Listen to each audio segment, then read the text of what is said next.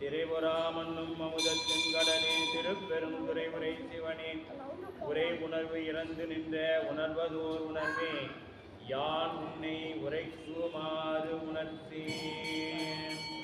வேத நெறிதலை தோங்க மிகு செய்வத்துறை விளங்க பூதப்பரம்பரை மொழிய புனிதவாய் மலர்ந்தழுத சீதவள வயற்புகழி துஞான சம்பந்தர் பாதமலர் தலை கொண்டு திருத்தொண்டு பரபுவான். திருநாவுக்கரசு வளர் திருத்தொண்டின் நெறிபால வருஞான தவமுனிவர் வாகீசர் வாய்மை திகழ் பெருநாமச்சீர் பரவடுருகின்றேன் பேருலகில் குருநாவுக்குறை செய்த ஒன்னாமை உணராமே. நேசம் நிறைந்த உள்ளத்தார் நீளம் நிறைந்த மணிகண்டத்து ஈசன் அடியார் பெருமையினை எல்லா உயிரும் தொலையெடுத்து தேசம் உய்ய திருத்தொண்டர் தொகை முன்பணித்த திருவாளன் வாசமலர் மென்களல் வணங்க வந்த பிறப்பை வணங்குவான்.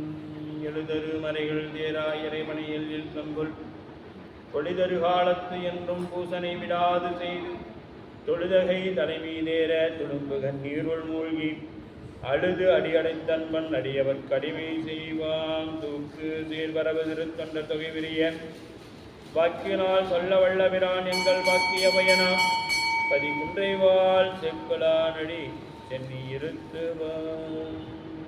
கணன் கைலை காக்கும் மகம்படி தொழிவை உண்டு நம் குரு மரபிற்கெல்லாம் முதற் குருநாதனாகி பங்கயம் துலகும் நாரும் வேத்திர படை பொறுத்தேன் செங்கயம் பெருமானந்தி சீடடி கமலம் போற்றி. கைலாய பரம்பரை சிவஞான போத நெறி காட்டும் பெண்ணை பயில்வாமை மெய்கண்டார் சந்ததிக்கோர் மெய்ஞான பானுவாகி குயிலாரும் பொருள் திருவாவடுதுறைவார் குரு நம சிவாய தேவன் சைலாதி மரவுடையோன் திருமரபு நீரூடி தலைக்காதோ. எல்லாம் வல்ல இறைவனுடைய பேரொரு கருணையும் குருவரனும் முன்னின்றல் செய்த குன்றைப்பதிவால் தெய்வ சேக்கலார் பெருமானார் கல்வி செய்யப்பட்ட பெரிய புராணம் என்னும் திருத்தொண்டர் புராணத்தை தொடர்ந்து சிந்திக்கவும் வழிபாடு செய்வதற்கும் நமக்கு வாய்ப்பு கிடைத்துள்ளது. அவ்வகையிலே நமக்கெல்லாம் தோன்றா துணையாக இருந்து ஈர்த்தெம்மை ஆட்கொண்ட அருள் தரும் தேவகிரி அம்மையுடனாகிய அருள்மிகு நஞ்சுண்டேஸ்வர பெருமான் திருப்படி தாமரைகளை மனம் மொழிமைகளாலே போற்றி வணங்கி அருட்குருநாதர் திருப்படிகளை முக்கரணங்களாலும் பணிந்து அடியேனை என் நன்னெறிக்கண் ஆற்றுப்படுத்திய ஆசிரியர் பெருமகனார் திருவடிகளை மனம் மொழிமைகளாலே போற்றி வணங்கி இங்கே எழுந்தல் இருக்கக்கூடிய அடியார் பெருமக்கள் திருவடிகளை வணங்கி கொண்டு வகுப்பினை சிந்திக்க முற்படுகின்றோம். திருச்சிற்றம்பலம். உலகெலாம் உணர்ந்தோதற்கரியவன் நிலவுலாவிய நீர்மணி வேணியன் அழகில் சோதியன் நம்பளத்தாடுவான் மலர் சிலம்படி பார்த்தி வணங்குவான். பெருமானுடைய பேரொரு கருணையினாலே திருப்புன்கூர் ஆதனூர் என்கின்ற திருத்தலத்திலே திருவதாரம் செய்த நந்தனார் என்கின்ற திருநாளை போவாரை பற்றி சரிதம் நாம் தொடர்ந்து சிந்தித்து வருகின்றோம். அவ்வகையிலே திருப்புன்கூர் சிவலோகநாதனை வழிபாடு செய்து வருத்தமுறு காதலினால் வந்து அவ்வூர் மருங்கு அணைந்தார். வருத்தத்தோட ஒரு காதல் இருக்கும். ஆனால் காதல் என்பது நமக்கு இன்பத்தை தரக்கூடியது.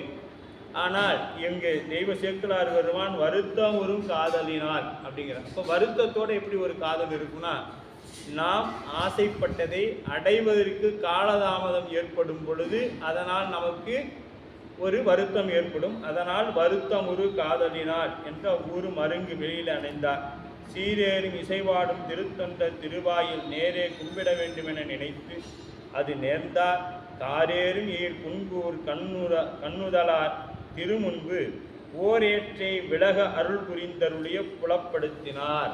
அப்ப பசு அப்படின்னு சொல்லப்படக்கூடிய நந்தியம்பெருமானை நகர்த்திவிட்டு நகரச் சொல்லி அவருக்கு காட்சி கொடுத்திருக்கின்றார் அப்படிங்கிறதா இதில் நமக்கு கூறப்படுகிறது. அப்போ சிவலோகம் உடையாதாம் திருவாயில் முன்கென்று பவலோகம் கடப்பவராம் தம் பணிவிட்டு பணிந்து எழுந்து சிவலோடுவார் அலைய போவார் பின்பு ஒரு சூழல் அவளோடு அடுத்தது கண்டு ஆதரிக்கும் குலம் தொட்டார். இப்போ சிவலோகநாதனை அங்கே வழிபட்டார். அங்கே சுவாமிக்கு பேரு சிவலோகநாதர். அங்கே சிவலோகநாதரை வழிபட்டு திருவாயில் முன்னின்று பவலோகம் கடப்பவர். அப்போ சிவபெருமானை வழிபாடு செய்தோம்னா தான் நமக்கு என்ன கிடைக்கும்?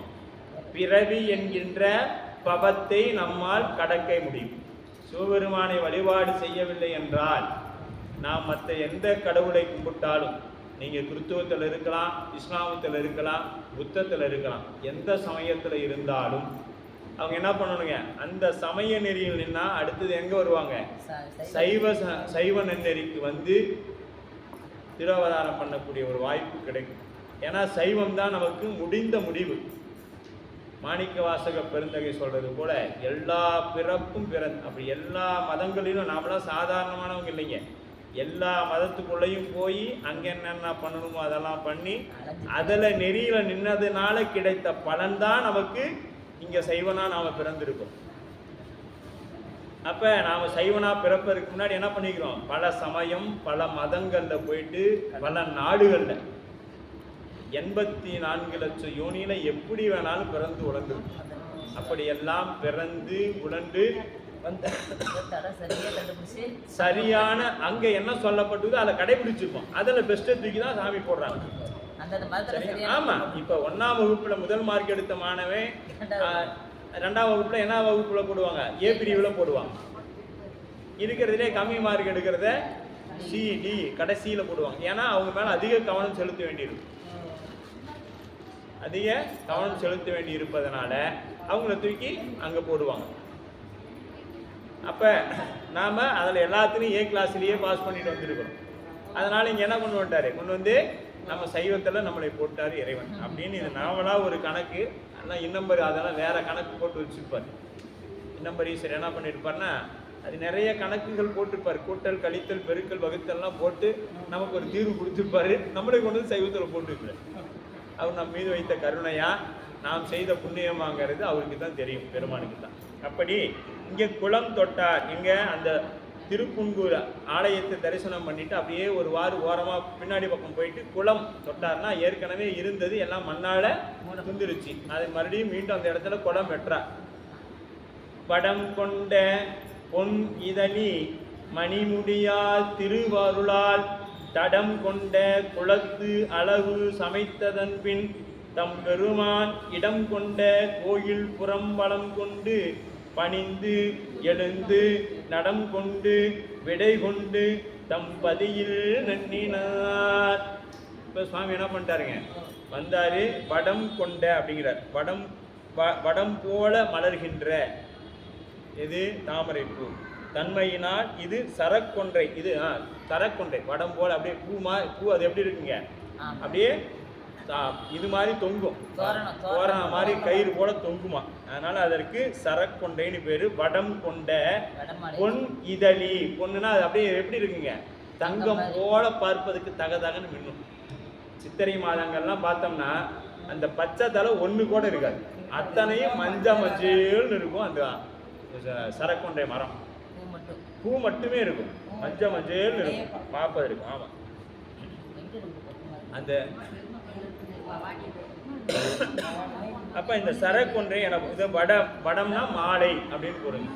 வடமாலை சொல்லுவாங்க இல்லையா? வடமாலைன்னா நீங்க உளுத்த வடையை செஞ்சு கோர்க்கிறது இல்லை.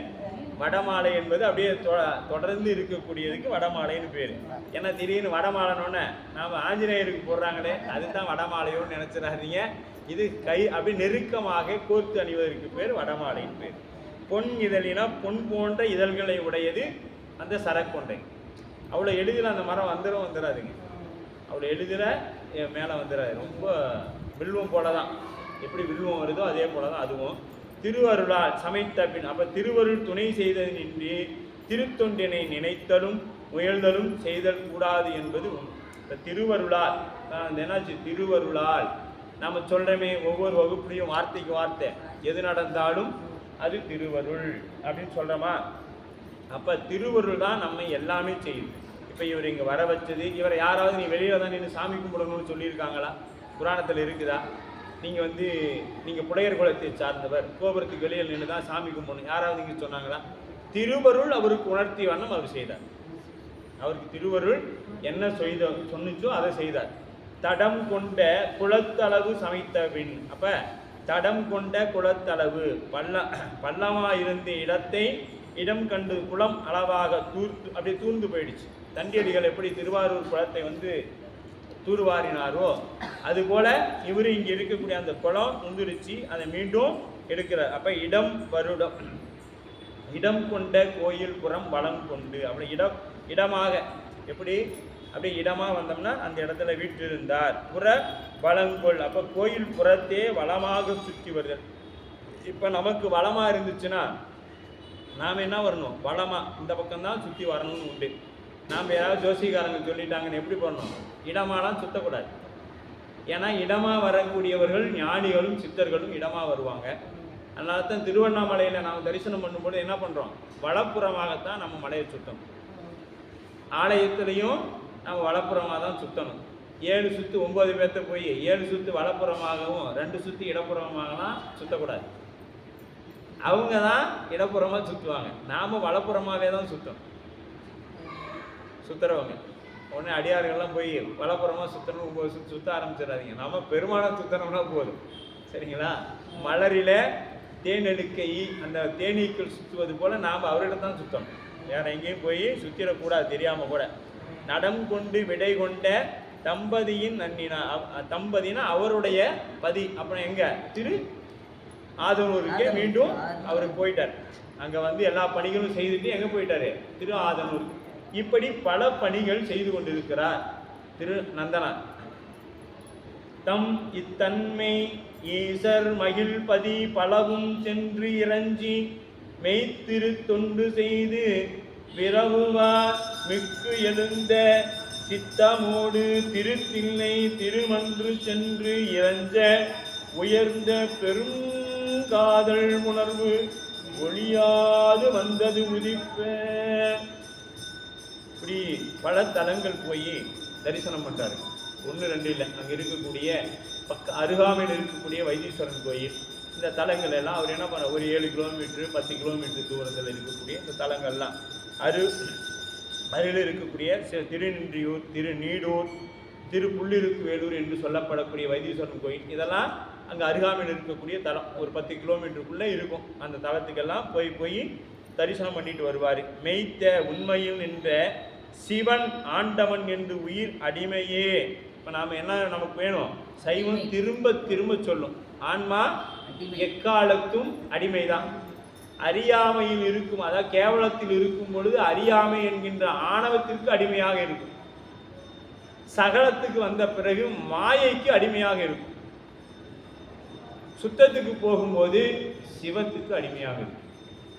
இப்போ ஆன்மா எப்பயும் என்ன இருக்குங்க? சார்ந்ததின் வண்ணமாதல். ஆன்மா என்னவா இருக்கும்? எப்பொழுதும் அடிமைதான். நாம் இப்போ திருக்கூட்டமோ குடும்பத்தில்னா அந்த குடும்பத்தோட தலைவன் என்ன சொல்கிறானோ அதுதான் கேட்டு நடந்தோம்னா குடும்பம் நல்லபடியாக இருக்கும். சரிங்களா? அதுக்கு அடுத்தது நாம் திருக்கூட்டம் என்பது அந்த திருக்கூட்டத்தில் இருக்கக்கூடிய தலைமை பொறுப்பில் இருக்கக்கூடியவங்க கேட்டது சொன்னோம்னா தான் அந்த திருக்கூட்டம் நல்லபடியாக நடத்த முடியும். எல்லாருமே தலைவர் ஆகிட்டா, எல்லாரும் என்ஜினியர் ஆகிட்டா அந்த கட்டடம் எப்படி இருக்கும்? கட்டடமாக தான் இருக்கும். அதுபோல் திருக்கூட்டம் என்பது அவங்களுக்கு தான் சுவாமி அந்த ஒரு பொறுப்பு கொடுத்துருக்காங்க. அவங்க பின்னாடி இருந்து தான் நாம் அதெல்லாம் செயல்படுத்த வேண்டும். அப்படிங்கிறதுக்கு தான் அடிமை பண்பு என்று பொருள். அப்போ இதெல்லாம் யாரால்? இப்போ திருவருள் நமக்கு ஒன்று கொடுக்குதுன்னா அது பெருமான் நம் மீது வைத்த கருணை, என்னதை இவன் செய்வான் என்று தான் சாமி அதை அவனிடத்துல கொடுக்குறார். இல்லைன்னா அது வேறவங்களுக்கு, நமக்கு அது தகுதி இல்லைன்னா வேறவங்களுக்கு கொடுத்துருவார். அதில் எந்த மாற்றமும் இல்லை. அப்படி தன்மை ஈசன் திருவருளா. இப்ப ஈசன் மகிழ்பதி எல்லாம் சென்று இறஞ்சி மெய்த்திரு தொண்டு செய்து. மெய்த்திரு தொண்டு அப்படின்னா உடம்பால தொண்டு செய்து. இன்னொரு மெய்த்திரு தொண்டுனா மெய்ங்கிறதும் உண்மை, திருங்கிறது சிவம். சிவம் மட்டுமே உண்மைன்னு செய்யக்கூடிய தொண்டு. மெய்த்திரு தொண்டுனா திருனா சிவம், மெய்னா உண்மை அப்படின்னு வச்சுக்கிட்டீங்கன்னா சிவத்தை மட்டுமே உண்மைன்னு நினைச்சக்கூடிய செய்யக்கூடிய தொண்டு. நான் உலவாரமும் செஞ்சுக்குவோங்க, மற்றதும் போய்க்குவோங்க அப்படின்லாம் இருக்கக்கூடாது. நாம் தாலி கட்டிட்டார் சுவாமி நமக்கு, நீ தான் எனக்கு கொண்டாட்டின்னு. நாம் இன்னைக்கு வீட்டில் செய்கிற மாதிரி கணவன் பொண்டாட்டி கேட்குற மனைவி சொல்கிறது தான் கணவன் கேட்கணும்னு இருக்கக்கூடாது. இங்கே சட்டம் என்னன்னா கணவன் சொல்கிறது தான் மனைவிகள் எல்லாம் கேட்கணும். நாம் எல்லாம் அவர் என்ன சொல்கிறாரோ அதை தான் கேட்கணும். அப்படி நாம் எல்லாம், ஏன்னா அவருக்கு பேதம் இல்லைங்க. ஆண் பெண் எதுவுமே எதுவுமே அவருக்கு பேதம் கிடையாது. ஆணாகி பெண்ணாகி அழியுமாகி சுவாமி எல்லாமாவும் இருக்குவார். இங்கே எல்லாமே அவரை பொறுத்த வரைக்கும் எல்லாமே பெண் வர்க்கம் தான். அப்போ எல்லாமே அவரோட கட்டளைக்கு இணங்க தான் நடந்தாகும். இங்கே யாரும் பெரியவங்க சின்னவங்கிற அடிப்படையில் நிறையா நம்ம இடத்துலையும் இருக்குது. நமக்கும் போக போக வரும். நிறையா நம்ம இடத்துலையும் இருக்குது. நாம தான் அப்படிங்கிறது அது நமக்கு சுவாமி போக போக உணர்த்திடுவார். அப்படியே கரைப்பார் கரைய கல்லும் கரை. நம்ம சுவாமி எல்லாம் கரைச்சிடுவார். கரைச்சி கடைசியில் அப்பா சுவாமி நீ தான் எல்லாரும் நிற்க வச்சிருவார். அதுதான் அவருடைய பெரும் பணி. அப்படியே மேய்த்திரு தொண்டு செய்து விரவுவார் மிக்கு எழுந்து அப்படிங்கிறது. மிக்கு எழுந்து சித்து அப்படிங்கிறது அந்த கரணங்க சித்தமோடு திருத்தில்லை சித்தமலம் அறிவித்து சிவமாக்கி எனையாண்ட அத்தனை என கருளியவார் யார் வருவார் சோதி. இப்போ முதல்ல புத்தி, அப்புறம் அது பாக்கு மனம் வாக்கு காயம் சித்தம் புத்தி அகங்காரம். இந்த சித்தம் புத்திக்கெல்லாம் போயாச்சு. இப்போ புத்தி சித்தம் கரெக்டான முடிவு எடுத்து இதுதான் பிடிச்சி. அப்போ சித்தமலம் அறிவித்து சிவமாக்கி எனையாண்ட அப்படிங்கிறார். திருமன்று அப்படின்னா திருவம்பலம், அதுதான் திருச்சிற்றம்பலம், அதுதான் திருமன்று. மண் அப்படின்னு சொல்லிட்டீங்கன்னாவே தில்லை திருமண் அப்படின்னா இறைவன்னு பொருளுங்க. மன்றினுள் ஆடி அப்படின்னா சிதம்பரம்னு பொருள். ரெண்டையும் நீங்கள் எடுத்துக்கலாம். மண் அப்படிங்கிறது சிதம்பரம், இறைவன், தலைவன், மன்னன் எடுத்துக்கலாம். அரசன், அரசனே, அன்பர்க்கடியனுடைய அப்பன், இப்படி எல்லாமே அதில் நீங்கள் கொண்டு வந்துடலாம். உய்ந்த பெரும் காதல், மனத்திற்கொண்டு செலுத்திய பெரும் ஆசை. எது? திருவண்டு சென்று இறைஞ்ச உய்ந்த பெரும் காதல். இவருக்கு என்ன ஆசை வந்துருச்சு அப்படின்னு பார்த்தீங்கன்னா அளவுக்கு அடங்காத ஆசை. என்ன? சிதம்பரத்தில் இருக்கக்கூடிய பெருமான் நடனத்தை போய் தரிசனம் பண்ண அப்படிங்கிற ஒரு பெரும் காதல் உணர்வு. அந்த காதல் எப்படிப்பட்டதுங்க? உணர்வா இருந்துச்சு. இப்போ மாணிக்க வாசக பெருந்தகை இறைவனை உணர்ந்ததுனால தான் அவரை பிரிய முடியாம அழுது அழுது அழுது அழுது அப்படியே அவர் நினைப்பிலேயே இருந்தார். அவர் உணரலன்னா ஏதோ வந்தா ஒரு வேளை சாப்பிட்டான் போயிட்டான், அவ்வளோதான். நமக்கு குருநாதர் வந்தாரு, 5 எழுத்து சொன்னாரு, போயிட்டாரு. இவர் தான் நம்மளோட நிலைமை. இப்போ குரு சொன்ன 5 எழுத்தை உணர்ந்து இருந்தோம்னா சிவம் நமக்காக எங்கே இருந்து பல கோடிக்கு அண்டங்களுக்கு அப்பால் இருக்குது. நாமெல்லாம் சும்மா ஒரு அந்த துகள்ல எப்படி நம்ம உமாபதி சொல்லி சொல்ற மாதிரி அந்த ஒரு சின்ன துகள், அந்த துகள்ல நாம் எங்க இருப்போம்னு பார்த்துக்கணும். அங்க இருக்கிறோம் நாம. பெருமான் எல்லாம் கடந்து இருக்கக்கூடிய பெருமான் நமக்காக ஒரு உருவம் தாங்கி வந்து நமக்கு 5 எழுத்தை உபதேசம் செய்துட்டு போயிட்டானா, நம்ம உணர்ந்தோம்னா அந்த இடத்துல குருநாதர் உபதேசம் செய்யும் பொழுது சிவம்னு அவரை உணர்ந்துட்டோம்னா இன்னைக்கு வரைக்கும் அவரை நினைச்சா கண்ணில் தண்ணி வந்துடணும். சிவனை போய் நின்னோம்னா பெருமானே எனக்காக உருவம் தாங்கி வந்து இந்த சாக்கடையில் நீங்கள் வந்து எங்களுக்கு அருள் செய்தீங்க. நாம் இருக்கிறது என்னங்க? சாக்கடை. ஆமாம், மாயை என்கின்ற பெரும் சாக்கடையில் தான் இருக்கு. அங்கே வந்து பெருமான் எடுக்கிறானா எவ்வளவு கருணை வைத்திருக்கும். அப்போ அதை நினைச்சோம்னா அந்த இடத்துல தண்ணி வந்துருக்கும் அவரை நினைக்கும் போது. அப்போ அந்த பெருங்காதல் உணர்வு ஒளியாது நமக்கு ஒளிந்துருச்சு. நமக்கு என்ன ஆயிடுச்சு? காதல் அவ்வளோதான், முடிஞ்சிருச்சு. தீக்கி வாங்கணும்னா 16 இடத்துல திருநெய் பூசணும்னா நான் அடுத்த குருநாதர், அடியன் தான் அடுத்த குருநாதர் அப்படின்னு வரும். நீ அடுத்த சிவ பூசைக்கெல்லாம் அந்த முயற்சி பண்ணுறதில்ல. 16 இடத்துல திருநீர் அடுத்த நாள் வச்ச உடனே நாம் குருநாதர் ஆயிடுறோம். அப்போ சாமி காவி தான் நான் மட்டும் எதுவும் போடுறது இல்லைங்கிற முடிவுக்கெல்லாம் வந்துடும். சரிங்களா? அப்போ அந்த ஒளியாது அப்படின்னா தீராத அந்த உணர்வு போகணும். பெருமானை எப்படி இருப்பாரோ, அவர் எப்படி திருநாளம் ஆடுவாரோ, அந்த ஆலயம் எப்படி உள்ளார இருக்குமோ, இப்படிப்பட்டையான காதல்கள். எப்படி அந்த நம்ம திருவாரூரை பற்றி நான் அப்பர் சுவாமிகள் சிந்திச்சாங்க. முன்னை அவனுடைய நாமம் கேட்டால் அப்படிங்கிற அந்த பாட்டை திரும்ப திரும்ப நம்ம கொண்டு வந்துக்கிட்டே தான் இருக்கணும்.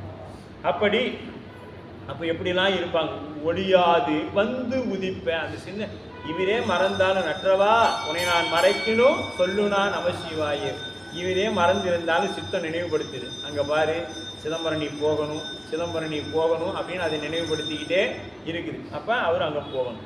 அன்று இரவு கண் துயிலார் புலர்த்ததன் பின் அங்கு எய்த ஒன்றினை அணையத் தரும் தன்மையுறு குலத்தோடு இசைவு இல்லை என்று இதுவும் எம்பெருமான் ஏவல் எனப் போக்கு ஒளிவார் நன்று நன்றும் எழும் காதல் மிக நாளை போவேன் என்பார்.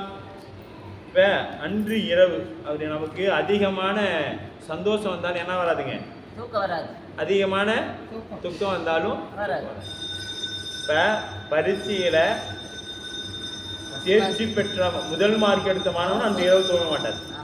அதே சமயம் நல்லா படித்த ஒரு மாணவன் தேர்ச்சி பெறவில்லை என்றால் அவனால் அந்த இரவு தூங்க முடியாது. ரெண்டு பேருக்குமே தூக்கம் வராது. இவன் நான் என்ன பண்ணினேன், எந்த இடத்துல விட்டேன், ஏன் நான் ஃபெயில் ஆனேன் அப்படிங்கிறது இவரோட எண்ணம் ஓடிக்கிட்டே இருக்கும். அவர் எப்படி நம்ம எப்படியே எழுதி அதை பண்ணி இதை பண்ணி நாளைக்கு இதை பண்ணணும், இப்போ போய் 12ஆம் வகுப்பில் இதை தான் எடுக்கணும், 12ஆவது எடுத்திருந்தா நாம் இதை MBBS தான் ட்ரை பண்ணணும், அடுத்து இன்ஜினியரிங் இதை தான் பண்ணணும் அப்படிங்கிற ஒரு என்ன பண்ணணும், எந்த காலேஜுக்கும் இப்படியே அவங்க சிந்தனைகள் ஓடிக்கிட்டே இருக்கும். அதை பற்றிய சிந்தனையே ஓடி. இப்போ இவர் பகல் முழுக்க என்ன ஆயிடுச்சிங்க, சாமியை பார்க்கணும் சாமியை பார்க்கணும் சாமியை பார்க்கணும், இந்த நினைவோடையே போயிட்டு அன்று இரவு அவரால் என்ன பண்ண முடியல, தூங்க முடியல. தூக்கம் வரல, தூக்கம் வந்தால் தானே தூங்க இருக்கு, தூக்கம் வரல. அன்று இரவு கண் துயிலார். அப்போ உடம்பு தான் கண் துயிலார்னு என்ன ஆச்சுங்க, உடம்பு படுத்தாச்சு, உடம்பு படுத்துருச்சு. இந்திரியங்கள் என்ன செய்யலை, ஒடுங்கவில்லை, இந்திரியங்கள் ஒடுங்கலை. அது அப்படியே கண்ணு விழிச்சுக்கிட்டு குத்த பெருமான் எப்படி இருப்பாருங்கிற சிந்தனையே இருந்திருக்கு. இன்னைக்கு மாதிரி ஏதாவது நடராசர் பெருமானுடைய புகைப்படம் இருந்தால் கூட இப்படிதான் இருந்திருப்பாரா அப்படின்னு பார்த்து இருந்திருப்பார். அப்போ அந்த வசதியெல்லாம் இல்லையே, அதனால் அதை பற்றியே சிந்திச்சுக்கிட்டே இருக்க துயிரார். குழந்ததன் பின் விடிஞ்சிருச்சு, அப்படியே புலம்பிக்கிட்டே இருந்தார். நம்ம எப்போ போகிறது, எப்போ பெருமானை பார்க்கறது, நாமளும் ஏதாவது ஒரு புண்ணியம் வந்தீங்கன்னா உயர்குலத்தில் சுவாமி நம்மளை பிறக்க வச்சுருப்பாரு, என்ன பாவம் பண்ணனோ கொண்டு வந்து என்னை இந்த புலையர் குலத்தில் பிறக்க வச்சு என்னை சுவாமி பார்க்க விடாமல் பண்ணிட்டாரு பெருமானே அப்படின்னு சொல்லி அப்படியே வருத்தமுற்று அப்படியே இருக்கிறாருங்க. குழந்தை விழிஞ்சிருச்சு. அங்கு எய்த ஒன்று அணைதரும் தன்மை ஒரு குலத்தோடு. அப்ப அங்கு விழிந்து அதனை சித்தம் சிந்தித்தது, அச்செயல் தமது குலத்தோரி செய்யவில்லை என்ற புத்தி போதித்தது. இப்போ சித்தம் என்ன சொல்லுதுங்க, நாம் பார்க்க முடியலையேன்னு ஏங்குது, புத்தி சொல்லுது அதெல்லாம் உனக்கு இல்லை தம்பி, நீ அந்த குலத்தெல்லாம் பிறக்கலை, நீயே அதெல்லாம் ஆசைப்படாத. இப்போ நம்ம வீட்டில் இருக்கிறவங்க சொல்லுவாங்க, ஏன்னா நாம் எண்ணத்தில் பிறந்திருக்கிறோம், நாம் எண்ணத்தில் பிறந்திருக்கிறோம், நீ போய் ருத்ராட்சம் போட்டு திருநீரை வச்சுக்கிட்டு எதையும் சாப்பிட மாட்டேன்னு சொன்னா நாம் சாப்பிடக்கூடாதுன்னா நம்ம அதாவது தானே பிறந்திருப்போம், நீ ஏன்னா நம்மளை பிறந்துட்டு இப்படி இருக்கிற கேட்குறமா இல்லை, சொல்கிறாங்களா இல்லையா? நம்மளால நான் பிறந்துக்கிட்டு நீ போய் சாப்பிடாம இருக்கிற. மாயை எப்படி வேலை செய்யுதுன்னு மட்டும் பாருங்க. மாயை எவ்வளோ அழகா வந்து நம்மகிட்ட வேலை செய்யுது. இப்படித்தான் நம்ம மாயை மயக்கும், மாயை இப்படித்தான் மயக்கும் நம்ம. அப்படியே வந்து அப்படியே சொல்லுவாங்க, நாமெல்லாம் அதுக்கு தகுதி இருந்துருந்தா சாமி உன்னை அங்கேயே பிறக்க வச்சு உன்னை அதையே செய்ய வச்சிருப்பாரு, உன்னை இதை செய்யறதுக்கு தான் பிறக்க வச்சுக்கிறாரு, ஆனா நீ இது தெரியாம அதை போய் பிடிச்சிட்டு இருக்கிற அப்படின்னு சொல்லி சொல்லுவாங்க இல்லையா? அப்படி நம்மளை எப்படி சுவாமி பண்றாங்க அதே மாதிரி அவங்களையும் புத்தி சொல்லுது அவருக்கு. இதெல்லாம் நமக்கு தேவையானது போதித்து அப்போக்கினை ஒளிய செய்து. எங்க தில்லை போறங்கிறது அப்படியே சரி போய்க்கலாம், என்னைக்கு நாளைக்கு போய்க்கலாம் அப்படிங்கிற ஒரு அவரை சமாதானப்படுத்தி அடுத்து அவருடைய இயல்பான பணிக்கு வரார். அவ்வாறு ஒழிய செய்து எம்பெருமான் ஏவல். இது என்னாச்சுங்க, இதுவும் நம்ம பெருமான் கருணை தான். ஏன்னா அவரும் நாம் இப்போ என்ன பண்ணுறோம், கோயிலுக்கு வரணும், கிளம்புறோம், பணம் கொடுக்குறவங்க வந்துட்டான் வீட்டுக்கு, உரம்பரம் வந்தாலும் நீங்கள் போன்னு சொல்லிட்டு வந்துடுவீங்க, நமக்கு வாரா கடன் வரும், வந்தவன் உட்காந்துருப்பான், 10,000 ரூபா தரேன் சாமி, வட்டியெல்லாம் பின்னாடி தரேன் அப்படின்னு உட்காந்துருப்பான். அப்படியா சரி சாமி இப்படி 8 மணிக்கு தான் நடத்தாத்துவோம், போய்க்கலாம் அப்படின்னு சொல்லி 8:30 மணி ஆயிடும். சரி ஒன்று சாத்திருப்பாங்க நேரம், அதனால ஒன்றும் தப்பு இல்லை, நாளைக்கு போய் நம்ம சாமியை பார்த்துக்கலாம். இதுதானே நம்ம பற்றி சொல்லணும் நமக்கு. அது மாதிரி அவர் என்ன பண்ணிட்டாரு, நம்ம இழிவான குலத்துல பிறந்துட்டோமே, அதனால நம்ம பெருமானை போய் நம்மளால பார்க்கறதுக்கு தகுதி இல்லை அப்படின்னு ஒரு வாராக மனசு அப்படியே தேக்கிறார். இரவில் எண்ணியது துரிந்த பல. இப்போ நாமளும் அப்படித்தான். நைட்டு என்ன பண்ணுவோம், நாளை காலையில் எழுந்திரிச்சோம். நாம் என்ன பண்ணுவோம்னா, உதாரணத்துக்கு என்ன சொல்ல போனால், ஒரு தொழில் தொடங்கும். 1000 ரூபா போட்டு ஒரு தொழில் தொடங்கும். அன்னைக்கு நைட்டு பார்த்தீங்கன்னா இந்த 1000 ரூபா தொழில் தொடங்கினதை நைட்டு என்ன பண்ணுவோம்னா, இன்னும் ஒரே மாதம் தான் இதை ரெடி பண்ணி விட்டு அடுத்தது அப்படியே இன்னும் ஒரு 2 கிலோமீட்டர் இதே மாதிரியே ஒரு கடை அங்கே வச்சிடணும். அதே மாதிரி நாமளும் தமிழ்நாட்டில் ஒரு பிராண்டு லோகோ ரெடி பண்ணி நாமளும் ஒரு பிராண்டு போட்டு நம்மளும் தமிழ்நாட்டில் ஒரு பெரிய கடையை கொண்டு வந்துடும். 1000 ரூபா முதலீடை போட்டு அன்று இரவு நாம் இதெல்லாம் சிந்திப்போம். சரிங்களா? 1000 ரூபா போட்டுட்டு இந்த தமிழ்நாட்டிலே நம்ம பெரிய நிறுவனமாக வந்து சிந்திப்போம். இது என்னாச்சுங்க, உலகத்தில் இருக்கக்கூடிய இயல்பு. அது போல அவர் இயல்பு. நம்ம பகல் எழுந்திரிச்சோன்னே என்ன பண்ணுவோம், அந்த 1000 ரூபா போட்ட முதலுக்கு என்ன வேலையோ அதை செய்ய போயிடுவோம். மறுபடியும் அடுத்த நாள் இரவு வந்த முன்னாடி தான் கனவு காண வருவோம். அதெல்லாம் அப்போ பகலில் என்ன பண்ணுவோம், இயல்பான வாழ்க்கை வாழ்ந்துருவோம். அந்த சும்மா கொஞ்ச நேரம் இருந்தோம்னா ஓய்வுக்கு போகும்போது இந்த சிந்தனையெல்லாம் வரும். 1000 ரூபா போட்டு இந்த நாட்டையே நாம் வந்து முதல் நிறுவனமாக கொண்டு வரணும் அப்படிங்கிற எண்ணம்லாம் வரும். அதுக்கு அதை பண்ணணும், இதை பண்ணணும், அவங்கள பார்க்கணும், அங்கே பணம் வாங்கி போடணும், இதெல்லாம் சிந்திச்சு வந்துடும். அது மாதிரி இவருக்கு என்ன ஆயிடுச்சுங்க, இரவின் கண் எண்ணியது துணிந்த பல கருமங்கள் பகலில் எண்ணாது போன்று துணியாது நான் இதெல்லாம் நாம் பார்க்கக்கூடிய அனுபவங்களாக. இதுவும் எம்பெருமான் ஏவல். இதுவும் நைட்டு அந்த எண்ணம் வந்துச்சு இல்லை, அதுவும் பெருமானுடைய கருணை தான். இப்போ வேணான்னு சொல்லுதில்லை, இதுவும் என் பெருமானுடைய கருணை தான். இப்போ இதுவும் என் பெருமானுடைய அதுதான். இதுவும் எம்பெருமான் ஏவல் திருவன்று சென்று இறைஞ்ச வந்த காதலும் அவன் ஏவலே. இப்போ அங்கே போய் அங்கே அந்த தில்லைகளை வணங்கக்கூடிய இதுவும் கொடுத்தது யாருங்க, சிவம் தான் அந்த எண்ணத்துக்கு கொடுத்தது. இப்போ நாம் இழிவான குலத்தில் பிறந்திருக்கிறோமே, அங்கே எப்படி போகிறதுங்கிற எண்ணத்தை கொடுத்தது யாருங்க, அதே பெருமான் தான். இப்போ இந்த இடத்துல நான் நினச்சேன்னு அவர் எங்கேயா சொல்கிறாரா? இப்போ நாம் என்ன சொல்கிறோம், நான் அந்த கோயிலுக்கு போகிறேன், நான் இந்த பணியை செய்தேன். அப்போ நான் யான் எனது அற்ற இடமே திருவடி. அதான் திருவருட்பயனில் சொல்லுதுங்க. இப்போ இது எப்படின்னா, ஒரு குழந்தை நாம் ஒரு 10 ஆண்டு காலம் தவம் இருந்து ஒரு குழந்தை பெற்றோம். குழந்தை பெருமான் கருணையினால கிடைக்குது. அந்த குழந்தை என்ன பண்ணுது, பந்து விளையாடி பேட்டில் ஜன்னல் கண்ணாடி உடைச்சிருது, வாரத்தில் 1 உடைக்கும். அப்போ நம்ம அந்த குழந்தை என்ன பண்ணுறோம், அடிக்கிறோம்.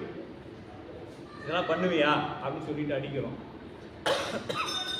அதன் பிறகு அந்த வீட்டை நமக்கு விற்கக்கூடிய ஒரு சூழல் ஏற்பட்டு அந்த வீட்டை வித்துட்டு போயிடுறோம். அப்போ வேற ஒரு குழந்தை அந்த ஜன்னலில் கண்ணாடி எடுத்து அடிக்கும், கண்ணாடி உடையுது. அப்போ நான் போய் கேட்போமா? ஏன் கேட்க மாட்டோம்? அது மாதிரி தான் இந்த உலகத்துக்கும் நமக்கும் சம்பந்தம் இல்லைங்கிற நிலை வந்தா மட்டும்தான் நாம் எது மேலையும் கவனம் செலுத்த மாட்டோம். அந்த குழந்தை நம்ம குழந்தை தான், நாம் இருந்த வீட்டில் தான் அடித்தான். உடனே நமக்கு என்ன ஆயிடுச்சு, கோபம் வந்துருச்சு. இப்போ அதே குழந்தை ஆனால் என்ன ஆயிடுச்சுங்க, அதே வீட்டை அடித்தா நமக்கு கோபம் வரல. ஏன் வரல? அது நம்மளுது இல்லை. அப்போ யான் எனது இருக்கிற வரைக்கும் என்ன வரும், கோபம் வரும். கோபம் என்னத்தை நமக்கு உண்டாக்கும், காம குரோத லோபத்தை உண்டாக்கும். இதுதான் அவர்களுடைய குழந்தைகள். பொறாமை இதெல்லாம் கொடுக்கும். அப்போ கோபம்ங்கிற ஒன்று வந்துச்சுன்னா தான் காமமே அதிகமாகும். காமம்னா என்னங்க, ஆசை. அந்த ஆசை என்ன ஆகும், நமக்கு கொலை செய்ய வரைக்கும் தூண்டி விடும். ஆசை நம்ம கொலை செய்கிற வரைக்கும் கொண்டு போய் விடும். ஆசை அதை அடைய முடியலைன்னா கொலை செய்கிற வரைக்கும் கொண்டு போய் விட்டுரும். அப்படிங்கிறதெல்லாம் நம்ம சாத்திர நூல்கள் நிறைய பார்க்கலாம். அதுபோல் இங்கே இதுவும் எம்பெருமான் ஏவலே, அவன் ஏவல். அது குலத்தோடி செய்யவில்லை என்று உதித்த உணர்வு அவன் ஏவல். இப்போ நம்ம குலத்துக்கு நமக்கு இதுக்கும் வாய்ப்பு இல்லைங்க அப்படின்னு நினைச்சார் இல்லை, அது அவருடைய பெருமானுடைய ஏவல் தான். போக்கு போதல் வேண்டும் என்ற காதலினி ஒளிதல். அப்படியே அந்த போகணுங்கிற எண்ணம் அவர்கிட்ட என்ன ஆயிடுச்சுங்க, போயிடுச்சு. நன்று எழும் காதல் மிக அப்படின்னு மேன்மேலும் எழுகின்ற ஆசையினால் அது போகுது. மீண்டும் அவருக்கு அந்த சித்தம் என்ன பண்ணுது, உடலை மனசு சொல்லுது சித்தம் அதை விடாம என்ன மேலும் மேலும் எழுகின்ற ஆசையினால் முதலில் முடித்த பெருங்காதலை பொழுது விடிந்ததும் சித்தம் சிந்தித்து ஒளிந்தது. அவ்வாறு போக்கி எய்த சித்தத்தை மன்றி, அப்படி போன சித்தத்தை என்ன பண்றாரு? மன்றி, சரி நான் நாளைக்கு போவேன், யாரை பார்த்தாலும் நான் என்ன செய்யறது, நாளை போவேன். இப்போ நம்ம சைவத்துக்கு வரதுக்கு முன்னாடி என்ன பண்றோம்?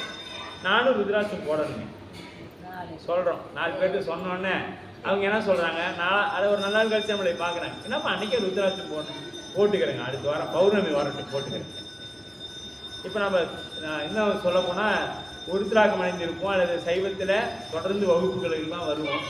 அந்த நண்பரை பார்த்து, ஏப்பா தீக்கை எடுத்துக்கலையா? எடுத்துக்கலாம் இந்த முறை குருநாதர். சரி வந்துட்டு போனோன்னு, ஏப்பா தீக்கை எடுத்துக்கலையா?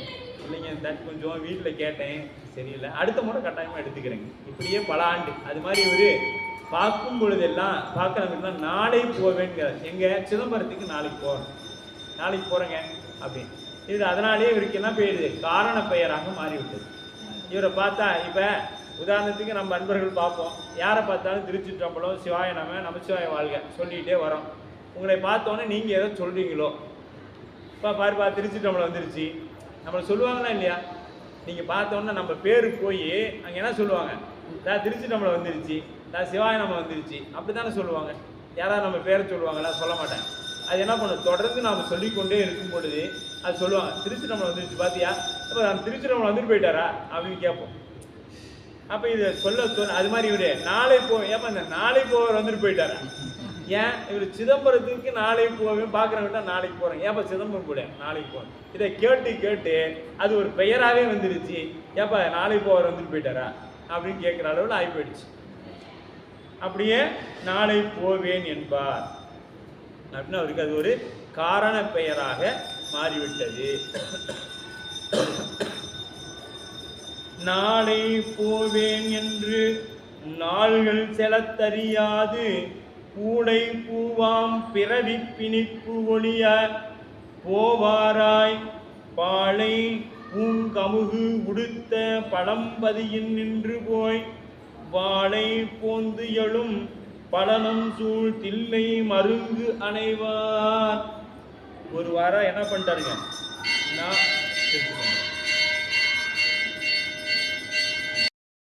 நாளை போவேன் என்று நாள்கள் பல செல்ல தெரியாது. இப்படி 1 வருஷம் 2 வருஷம்லாம் இல்லைங்க, பல காலம் சொல்லிட்டேன்.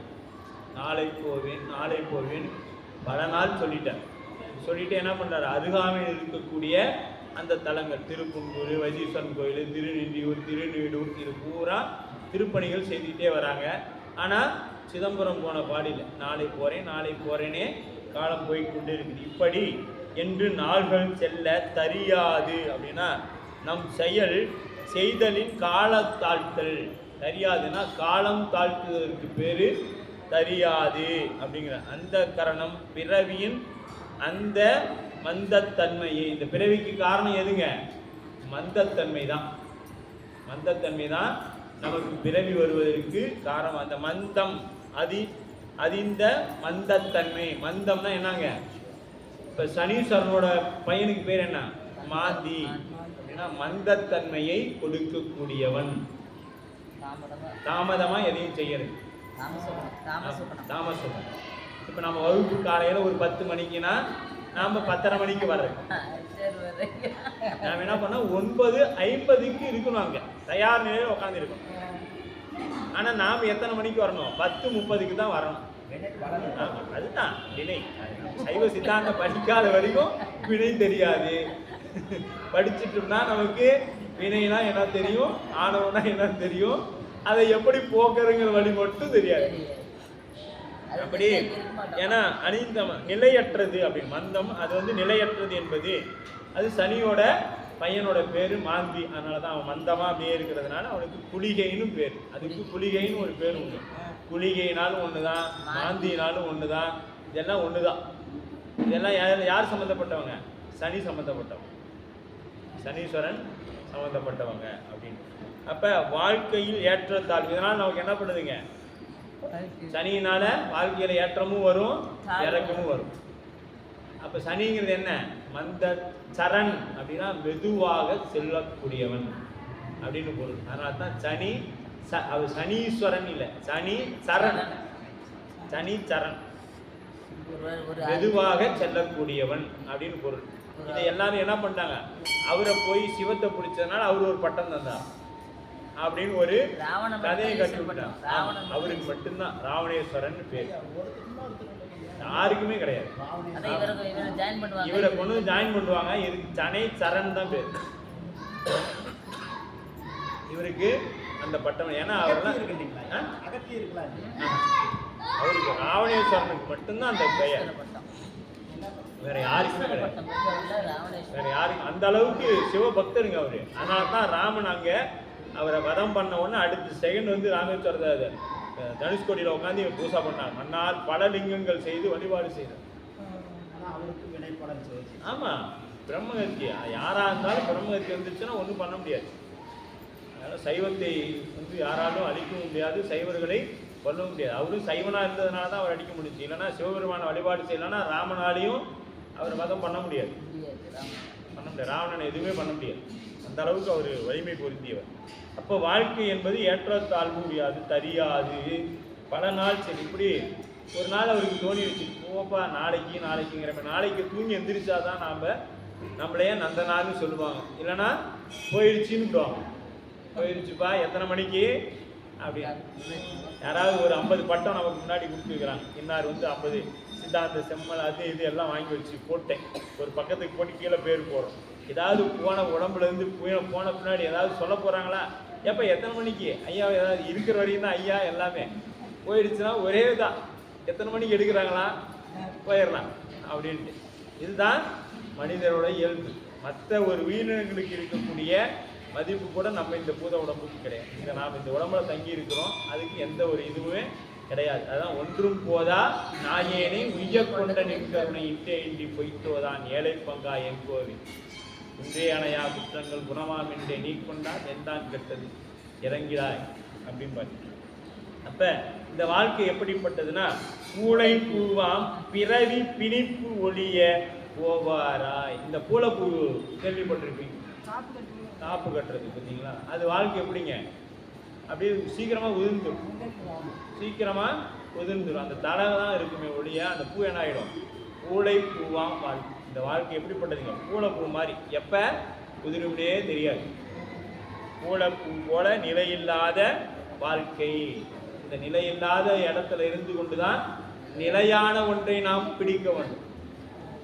ஆனால் என்ன சொல்லணும், நாம நிலையில்லாத இடத்துல இருக்கிறோம், நிலையில்லை இந்த வாழ்க்கைங்கிறது நமக்கு உள்மனது. அதான் பூளை பூவாம் பிறவி பிணிப்பு. இந்த பிறவி எப்படி நம்மளோட சுவாமி வச்சுக்கிறாரு, அந்த பூ எப்படியோ நீங்கள் தை மாதத்தில் நம்ம பக்கம் வழக்கு உண்டு, காப்பு கட்டுது, ஆவாரம் பூ, வேப்ப இலை, இந்த பூளைப்பூ, இதெல்லாம் எடுத்து வச்சு பார்ப்பாங்க. அந்த பூளைப்பூ எப்படின்னா ஒரு 2 நாளில் உதிர்ந்துடும். கொட்டி எடுத்து நீங்கள் வைக்கவே கொட்டிக்கிட்டே இருக்கும். அது மாதிரி தான் அந்த பூளைப்பூவோட தன்மை. அந்த மாதிரி தான் இந்த வாழ்க்கையும், நிலையில்லாத ஒரு வாழ்க்கை. ஆனால் எதற்காக இறைவன் நமக்கு இதை கொடுத்துக்கிறான்னா, நிலையான ஒன்றை நீ எளிதில் பற்றணுங்கிறது தான். சீக்கிரமாக பிடிச்சிக்கோ, இப்பிறவி தப்பினால் எப்பிறவி வாய்க்குமோ தாய்மானவர் பார்க்கும். இந்த பிறவியில் நாம் எவ்வளோ கஷ்டப்பட்டு தெரியுங்களா இந்த பிறவிக்கு வந்திருக்கிறோம். ஆனால் எவ்வளோ ஈஸியாக இந்த பிறவியில் நம்ம அப்படியே கடந்து போகிறோம் தெரியுமா, இறைவனை மறந்து அப்படியே வாழ்ந்து கொண்டிருக்கும். ஆனால் இந்த பிறவிக்கு நாம் வர சாதாரண கஷ்டப்படலைங்க. 84 லட்சம் யோனியில் எத்தனை கோடி முறை பிறந்திருக்கும். அதெல்லாம் பிறந்து ஏதோ பெருமான் நம் மீது வைத்த கருணை, நாம் அறிந்தும் அறியாமலும் செய்த புண்ணியங்கள் கொண்டு வந்து நம்மளை இங்கே சேர்த்துருக்குது. மனிதன் சட்டை தாங்கி மனிதனாக கொண்டு வந்து இங்கே போட்டுருக்கு. ஏன்னா வேற எங்கே போனாலும் நம்ம இறைவனை சிந்திக்கவோ வழிபாடு செய்வதற்கோ வாய்ப்புகள் இல்லை. மனிதனா பாரத தேசத்தில் தமிழகத்தில் பிறந்தால் மட்டும்தான் இந்த வாய்ப்பு. வேற எங்கேயும் பெருமானை பற்றி சிந்திக்கிறதுக்கோ இல்லை. அப்படியே போய்கிட்டே இருக்கலாம், அவ்வளோதான். வந்தமாக ஒரு கையெழுத்து கூட்டு போகலாம். ஆனால் 63 கொடுத்து அவர்கள் எப்படி வாழ்ந்தார்கள் என்கின்ற ஒரு திருச்சரீரத்தை நமக்கு கொடுத்து பெருமான் நமக்கு ஆட்கொண்டு வைத்திருக்கிறார். அப்போ நாம் எவ்வளவு உயர்வான புண்ணியங்கள்லாம், தேவர்கள்லாம் நம்மளை கண்டு ரொம்ப ஆசைப்படுறாங்க. நாமளாம் போய் மண்மேலே பிறக்கலையே, தேவர்கள் என்னை விட்டா போகுது, நான் போயிடுவேன் கீழே. தேவர்கள் வருத்தம் விட்டு நிற்கிறாங்க. ஆனால் நாம் இங்கே வந்து என்ன பண்ணுறோம், பெருமானை அறியாது தெரியும். அதுதான் பெரும் வேதனைக்குரிய செய்தி. பெருமான் அறியலைன்னா இந்த பிறவியும் வீணுங்க. இந்த பூளை பூ போல தான், அது பூத்து ஏதாவது பயனுண்டா? அது போலத்தான் என்னோட வாழ்க்கைன்னு யார் சொல்றாருங்க? நந்தனார சொல்றாரு தெய்வ சேர்க்கிறார் பெருமான். அப்ப நம்மளையெல்லாம் என்ன சொல்லணும்? ஈசலுக்கு கூட ஒப்பிட முடியாது நம்மளே, ஈசலுக்கே ஒப்பிட முடியாது நம்மளே. ஏன்னா ஈசல் புத்தலேருந்து வெளியே வந்துச்சுன்னா வாழ்க்கை முடிஞ்சிருச்சு ஒரு நாள். அதுக்காவது தெரியுது நமக்கு எக்ஸ்பீரி டேட்டே கிடையாது, எப்போ வேணாலும் எக்ஸ்பீரி ஆகிடும். நமக்குலாம் எக்ஸ்பீரி டேட்டே இல்லை. அப்போ பானை பூங்கமுகு முடித்த பலனம் ஒடிய போவாராய். இப்போ அவ்வளோதான், பிணிப்பு ஒரு முடிவு பண்ணிட்டார். போடா, இனிமேட்டு நான் தில்லைக்கு போயே தீரணும், அது எதுனால இருந்தாலும் சரி, குழந்தை கும்பிடும் எது வேண்டாம் போ அப்படின்னு சொல்லிட்டு என்ன பண்ணுறார்? ஒரு முடிவாக எடுத்துட்டார் பெருமான் கருணையினார். சிதம்பரம் போகலாம் அப்படின்னு. அவர் எப்படிப்பட்ட இடத்த விட்டு போகிறாங்க? பாலை பூங்கமுகு உடுத்த பலனம் பதியின் நின்று போய். இப்போ அங்கே போயிட்டு அவ்வளோதான். இது எப்படிப்பட்ட இடம் நம்ம முன்னாடியே பார்த்தார். அந்த தாமரை பூவில் போய் வண்டு குஞ்சு நண்டு குஞ்சு பறிச்சிச்சு, அவ்வளோ வளம் மிக்கது. அப்புறம் அந்த வாழைங்கிற அந்த மீன் போய் என்ன பண்ணிச்சுங்க? தென்னை மரத்தை இடிச்சிச்சு, மேலே தேங்காய் அங்கேருந்து விழுந்துச்சு. இந்த மாதிரி இயற்கை சூழலெல்லாம் விட்டுட்டு அவர் எங்கே போயிட்டார்? இப்போ எங்கே போகிறார்? அழுகு தம்குல வாழை போக்கு எழும் பலனம் சூழ் தில்லை மருங்கு அணைந்தார். அப்போ வாழை மீன்கள் துள்ளி மேல் எழுந்து குதிக்கும் மேல்முடைய அந்த பலனப்பதி தில்லைக்கு போயிட்டார். தில்லை மருங்கு அருகாமையில். இப்போ அப்படியே சேர்க்கிறார் நம்மள எங்க? தில்லை உங்களை அன்போடு வரவேற்கிறது அப்படிங்கிற போர்டிட்ட கொண்டு போய் நிறுத்திட்டாரு. நந்தனா அப்படியே வீழ்ந்து வழங்கினார். அங்கேயே பெருமானே இந்த ஊரை அப்படியே நின்றுட்டாருங்க, அதே இடத்துல நின்றுட்டார். இப்போ என்ன ஒரு ஆயிடுச்சுன்னா, நம்மளே ஒரு இடிகுலத்தில் பிறந்தவங்க. இங்கே தில்லை 3000 இருக்கிறாங்க, அங்கே வீடுகள் தோறும் வேள்வி செய்கிறாங்க சொல்லியிருக்கிறாங்களே, நாம் இதுக்குள்ளே போகிறதுக்கு தகுதியா? மீண்டும் அங்கே வந்துருச்சு. ஏங்க இது சைவத்தில் நமக்கு கட்டாயம் வேணும், அவசியம். எனக்கு எதுக்கும் தகுதி இல்லை அப்படிங்கிறது வந்துக்கிட்டே இருக்கணும். ஏன்னா மாணிக்க வாசக பெருந்தகை திரும்ப திரும்ப சொல்றார் தன்னை நாய் அப்படின்னு. அதான் தண்டவாணி தேசிகர் அது உரை எழுதும் பொழுது சொல்றாராம், இவரை நாய்க்கு நான் விளக்கம் கொடுத்து நான் ஏகப்பட்ட பாவத்தை சேர்த்துக்கும் போல அவர் பாட்டுக்கு பாடிட்டு போயிட்டார். ஏன்னா அவரை தன்னை இழிவுபடுத்தி பேசிட்டு போயிட்டாரு. அவர் எழுதும் பொழுது மாணிக்க வாசகரை நான் இப்படி எழுதிய நான் பாவத்தை சேர்த்திக்குவோம் போல எவ்வளவு பெரிய பாவியா இருக்கிறேன் பாரு அப்படின்னு சொன்னார். திருவாசகத்துக்கு விளக்கம் எழுதும். அப்படி பெரியவர்கள் தன்னை தாழ்த்தி கொண்டே இருப்பாங்க. அதுதான் பெரியவர்களுக்கு அழகு. ஏன்னா இங்க பெருமான் தான் உயர்ந்தவன், நாம் எல்லாம் அடிமை அடிமை அடிமை அப்படிங்கிறது நமக்கு வந்து கொண்டே இருக்கும். சரிங்களா? அப்ப அவர் என்ன பண்றாரு? எனக்கு இதுக்கு தகுதி இல்லைன்னு என்ன பண்றாரு? தில்லை நகர் அப்படியே சுத்தி வராரு. தில்லை நகர வெளிப்புறத்தை சுத்தி வர்றாரு. அப்ப நினைச்சு பாருங்க, எவ்வளோ குறைஞ்சபட்சம் இன்னைக்கு கணக்கு போட்டோம்னா கூட அந்த நகராட்சி சுற்றி வந்தோம்னா ஒரு 20 கிலோமீட்டர் இருக்கும். அது அப்படியே தில்லையோட நகரை சுற்றி வருகின்றார். மருங்கு அணைந்தார். செல்கின்ற போது அந்த திரு எல்லை பணிந்து எழுந்து வல்கும் செந்தி வளர்த்த பயில் வேள்வி எழும் புகையும் மருங்கு பெரும் கிடை ஓதும் மடங்கள் நெருங்கினவும் கண்டு அங்கு அல்கும் தம் குல நினைந்து அஞ்சி அணைந்திலார் நின்றார். இப்போ மீண்டும் என்ன ஆயிடுச்சுங்க? அவருக்கு அந்த குலத்தோட நினைவுகள் வந்துடுச்சு. நாம் என்ன குலத்தில் பிறந்தோம் அப்படின்னு. செல்கின்ற பொழுது அங்கு திரு எல்லை பணிந்து, அப்போ அந்த திருத்தில்லையோட எல்லையை பணிந்து அப்படியே சுற்றியே வராது. எழுந்து பல்கும் பலமாறி, பல்குன்னா நிறைய பயில் வேள்வி, இந்த கிடை ஓதும் அப்படின்னா மாடங்கள்னா பொது வேள்வி செய்கின்ற சாலை, வேள்வி சாலை, பாடசாலைன்னு சொல்றோம் இல்லைங்களா? அந்த பாடசாலைகள் மறைபயில் இடங்களும் இவை நகர அமைப்பின். இப்போ ஒரு நகரம்னு இருந்தாங்க என்ன இருக்கணும்? மறை சொல்லித்தரக்கூடிய பாடசாலை அவசியம் இருக்கணும். ஊர்கள் தோறும் என்ன இருக்கணும்? மடம் இருக்கணும். வேள்வி சொல்லித்தரக்கூடிய பாடசாலைகள் இருக்கணும். நாம் இன்று இருக்கக்கூடிய கல்வி போல நம்மளுடைய வரலாற்றை எல்லாம் அழித்து வேற வரலாற்றை படிக்கிற கல்விலாம் இல்லை. ஞான கல்வி போதிக்கக்கூடிய பாடசாலைகள் இருக்கணும் ஊர்கள் தோறும். இந்த அடியன் அதனால தான் நம்ம பெரிய புராணம் இதை ஒரு வாழ்வியல் நூல் என்று சொல்லுவாங்க. பெரிய புராணத்தை ஒரு வாழ்வியல் நூல்னா இப்படித்தான் வாழணும்னு ஒரு சட்டத்திட்டங்களை எல்லாம் நமக்கு கொண்டு வரும். இல்லை மருங்கு அணைந்து வருகின்றன அதனால் திரு எல்லையில் வந்தார் அதனை பணிந்தார், எல்லையை பணிந்தார், கடந்து மேற்செல்ல எண்ணினார். இப்போ இதுக்கு மேலே என்ன பண்ணுறது? வேள்வி புகையும் ஓதும் ஆடங்களும் அதனை கண்டதும் தமது இதிகுலத்தை அவற்றைத்தாம் அணுகச் செல்லாது என்று அஞ்சினார். நாம் பிறந்து இந்த குலத்தில் பிறந்திருக்கிறோமே, இங்கே 3000 பேர் எவ்வளவு சுத்தமாக இந்த வேள்விகள் எல்லாம் செய்து கொண்டு இருப்பாங்க. நாமளோ ஆவுரித்து தின்னும் புலையர் குலத்தில் பிறந்தோமே. பாருங்க எவ்வளவு தன்னை தாழ்த்தி கொண்டு, அதனால தாங்க இவர் எவ்வளோ உயர்ந்து நிற்கிறாருன்னு தெரியும். நீங்கள் சிவனடியார்னு சொல்கிறது எவ்வளோ உங்களை தாழ்த்தி கொள்கிறோமோ, நம்மை நாம் தாழ்த்தி கொள்கிறோமோ அந்த அளவுக்கு உயர்ந்து நிற்கிறோம்னு அர்த்தம். எவ்வளோ உயர்ந்தி நம்மளை சொல்லிக்கிறோமோ நாம் அது இன்னும் சொல்லணும்னா மகாபாரத கதையில் தான் சொல்லுவாங்க. அர்ஜுனன் ஒரு முறை அவருடைய வில்லை பற்றி யாராவது தப்பாக பேசிட்டாங்கன்னா அவரை கொன்றுவார், இல்லைன்னா இவர் செத்துவார். அது அவரோட கொள்கை. அப்படி இருக்கும் பொழுது ஒரு முறை தருமன் இவருடைய தனுவை பற்றி தப்பாக பேசுகிறார். இப்போ அண்ணனை கொல்ல முடியுமா? கொல்ல முடியாது. அப்போ இவர் தன்னை தானே மாய்த்து கொள்ளணும், தற்கொலை பண்ணிக்கணும் அப்படின்னு சொல்லிட்டு வேக வேகமாக போகிறாரு. கிருஷ்ணன் பார்க்குறான், எங்கே அர்ஜுனா வேக வேகமாக போகிறேன்?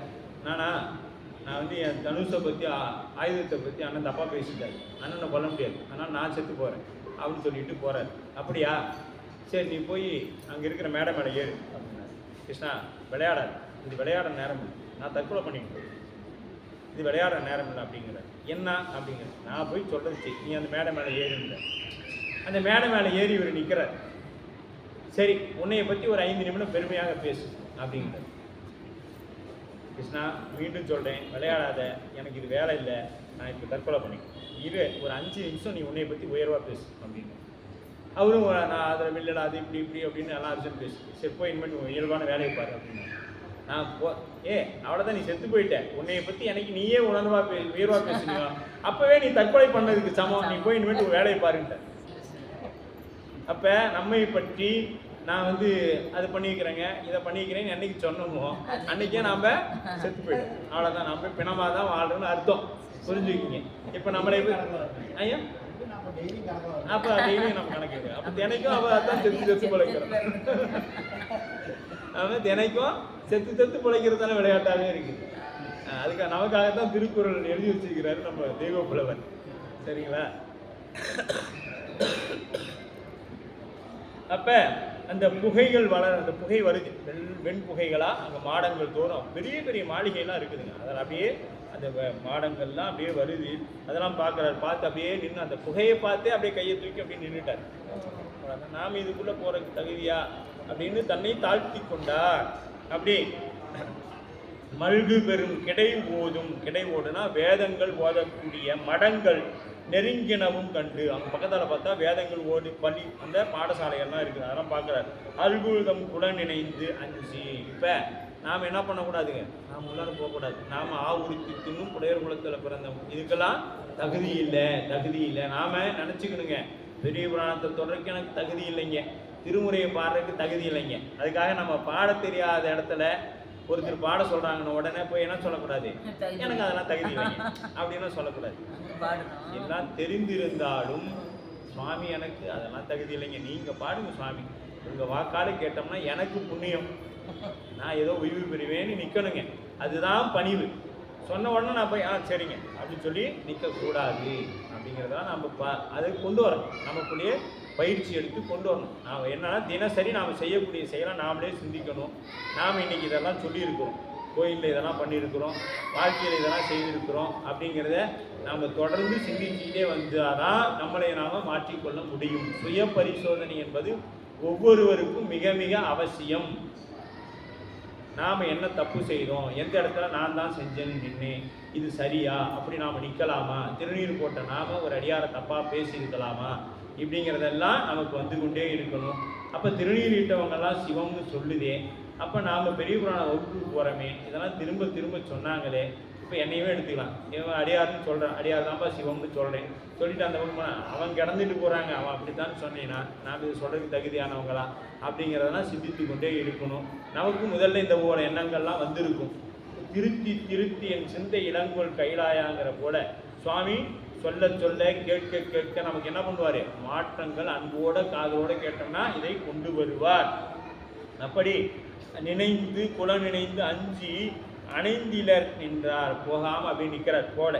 நின்றவர் அங்கு எய்தறிய பெருமையினை நினைப்பா முன் சென்று இவையும் கடந்து ஊர் சூழ் எழில் திருவாயிலை புக்கால் குன்று அணைய மாளிகைகள் தோறும் உழவும் வேதிகைகள் ஒன்றிய 3000 அங்கு உடர் என்பர் ஆகுதிகள். ஆகுதிகள்னா என்ன? வேள்வியும் ஆகுதியும் பிரிக்க முடியாத ஒன்று.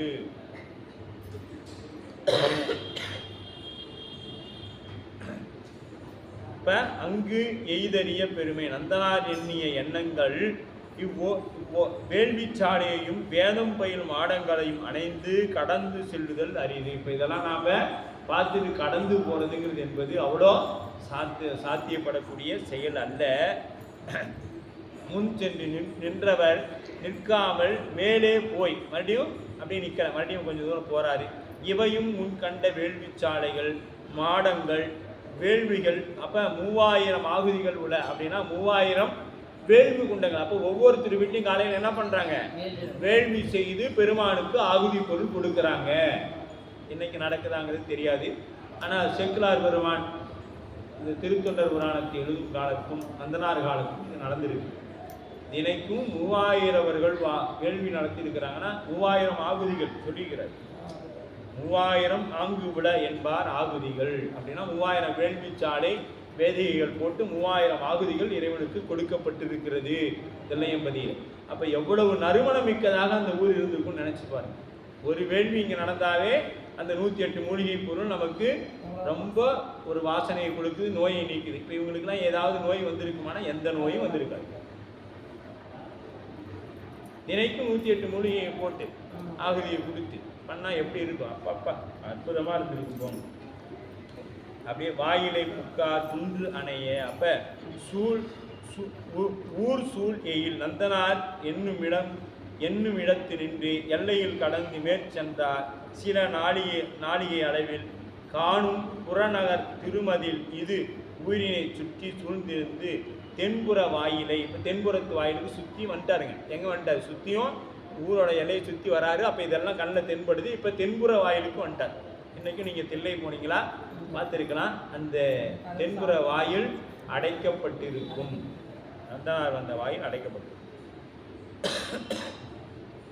புகுதல் இசையா புக்கால் அப்படின்னா புகுதல் இசையாது. ஒரு கால் அருமையாக கடந்து புக பெற்றாலும் என்று புகுதலின் அருமை தோன்றா கூறியபடியே இத்தன்மை. அதாவது நாம இதை இப்படிதான் போகணும் அப்படின்னு ஒரு முடிவுக்கு வந்துடுறாரு.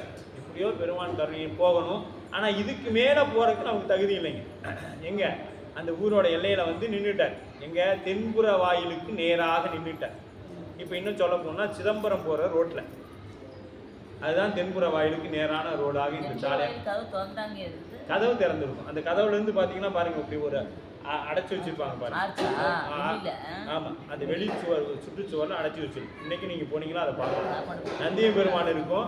நீங்க வெளிப்பிரகாரத்தை சுற்றி வரும் பொழுது அந்த நந்தியம் பெருமானுக்கு நேராக பார்த்தீங்கன்னா அடைச்சுதான் வச்சிருக்கும். கோசாலை இந்த பக்கம் இருக்கும். கோசாலை இருந்து பார்த்தீங்கன்னா அது அடைக்கப்பட்டு தான் இருக்கும் அந்த வாசல். அது ஏன் அடைச்சிருக்காங்கன்னு தெரியல. நின்றவர் அங்கு எய்திலார் பெருமையினை நினைப்பார் முன் சென்று இசையும் கடந்து ஊர் சூழ். அப்ப திருவாயில் புக்கார் குன்று அணைய மாளிகைகள் தோறும். அங்க அந்த குன்றே அணைய பெரிய பெரிய மாளிகைகள் தோறும். வேதிகைகள்னா வேள்வி குண்டத்துக்கு மேலே அமைக்கக்கூடிய ஒரு மேடை, அதுக்கு வேதிகை அப்படின்னு பேருங்க.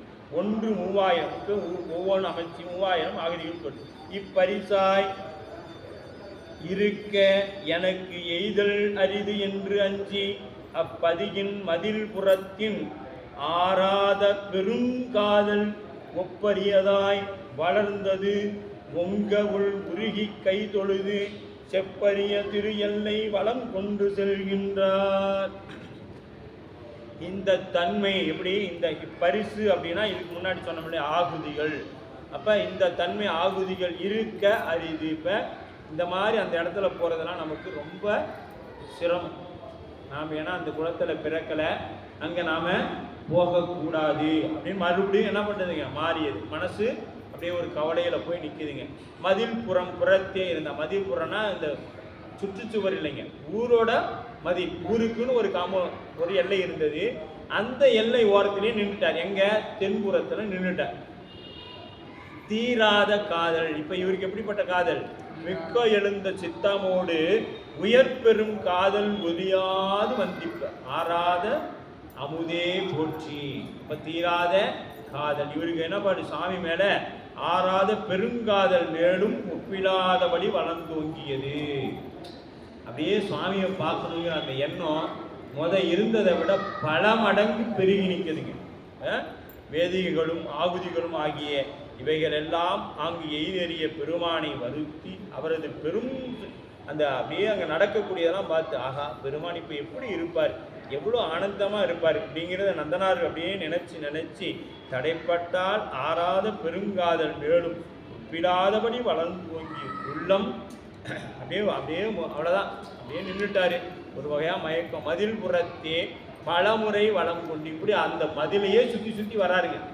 இது எப்படின்னா, ஒரு கூண்டுக்குள்ள ஒரு கன்று மாட்டிக்கொண்டு, ஒரு கூண்டுல ஒரு கண்டு ஒரு இடத்துல, சிக்கலான இடத்துல ஒரு கண்ணுக்குட்டி மாட்டிக்கிச்சுன்னா அந்த தாயை எப்படி அந்த இடத்த சுற்றி வருவாளோ அதுபோல நந்தனார் அந்த இடத்த சுற்றி வராரு.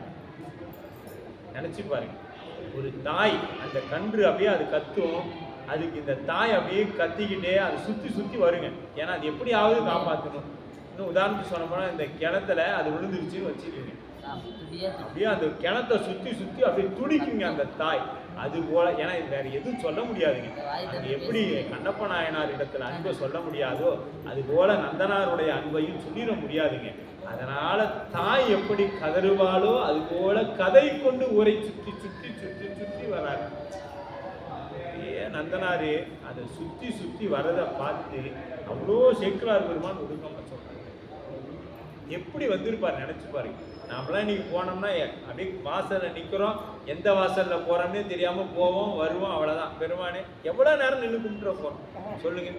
5 யாருமே இல்லைங்க. நான்லாம் எப்படின்னா, ஏன்னா மற்றவங்க சொல்லக்கூடாது, அடியெல்லாம் எப்படின்னா யாராவது இல்லைன்னா தான் சட்டையை கட்டிட்டு போய், யாராவது இருந்தா கும்பிடவே, இருந்தாதான் சட்டையை கட்டிட்டு போய் பாடுவேன். என்னை வச்சுக்கலாம், ஏன்னா நம்ம யாரையும் சொல்லக்கூடாது இல்லை. அதனால யார் நிறைய கூட்டமாக இருக்குதா உடனே சட்டையை கட்டிட்டு போய் நின்று பாடுவேன். யாருமே இல்லைன்னா பெருமான் சரி சாமி வரட்டுமா, அவ்வளோதான், போயிட்டே இருப்பேன். ஏன்னா யாரும் நம்மளை பார்க்கறதுக்கு இல்லையே, பெருமான் பார்க்குறாங்கிறது நமக்கு இல்லை, என்னையே பார்க்கறதுக்கு யாருமே இல்லை. அதனால நான் சாமி கும்பிட்டு போகிறேன். நம்மளோட பக்தி அவ்வளோதான். நம்மளோட பக்தி எப்படிப்பட்டதுங்க? யாரும் என்னை பார்க்கல. இப்போ யாராவது பார்த்தாங்களா உழவாரம் செய்கிற மாதிரி எதையாவது எடுத்து தேய்ப்பேன். யாரும் பார்க்கலாம் போட்டு போயிடுவேன், அவ்வளோதான். ஏன்னா பார்த்து வேலை செஞ்சால் தானே நான் கோயிலில் வேலை செய்யறதுன்னு தெரியும் இல்லையா? அப்படித்தான் நம்மளுடைய தொண்டும் வழிபாடும் பக்தியும் இருக்கு. ஆனால் நந்தனார் அப்படி இல்லைங்க. தேம்பி தாய் போல அழுறார். அப்படி தாய் போல அப்படியே சுற்றி அந்த ஊரை சுற்றுறாங்க. அப்படியே எதுவும் அந்த காம்பவுண்டு போட்டுருக்குறாங்க, 4 பக்கம் திறப்பு இருக்கு.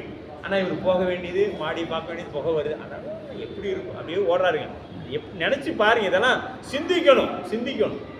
அப்படியே ஓடுறாரு, கையை தூக்கிட்டே ஓடுறாரு. இப்போ நம்ம தூரத்தில் இருக்கிறோங்க, ஏதாவது ஒரு பொருள் நமக்கு விருப்பப்பட்டது அங்கே இருக்குது, தெரியல. அப்போ என்ன பண்ணுறோம், எக்கிக்கிட்டு பார்க்குறோம்.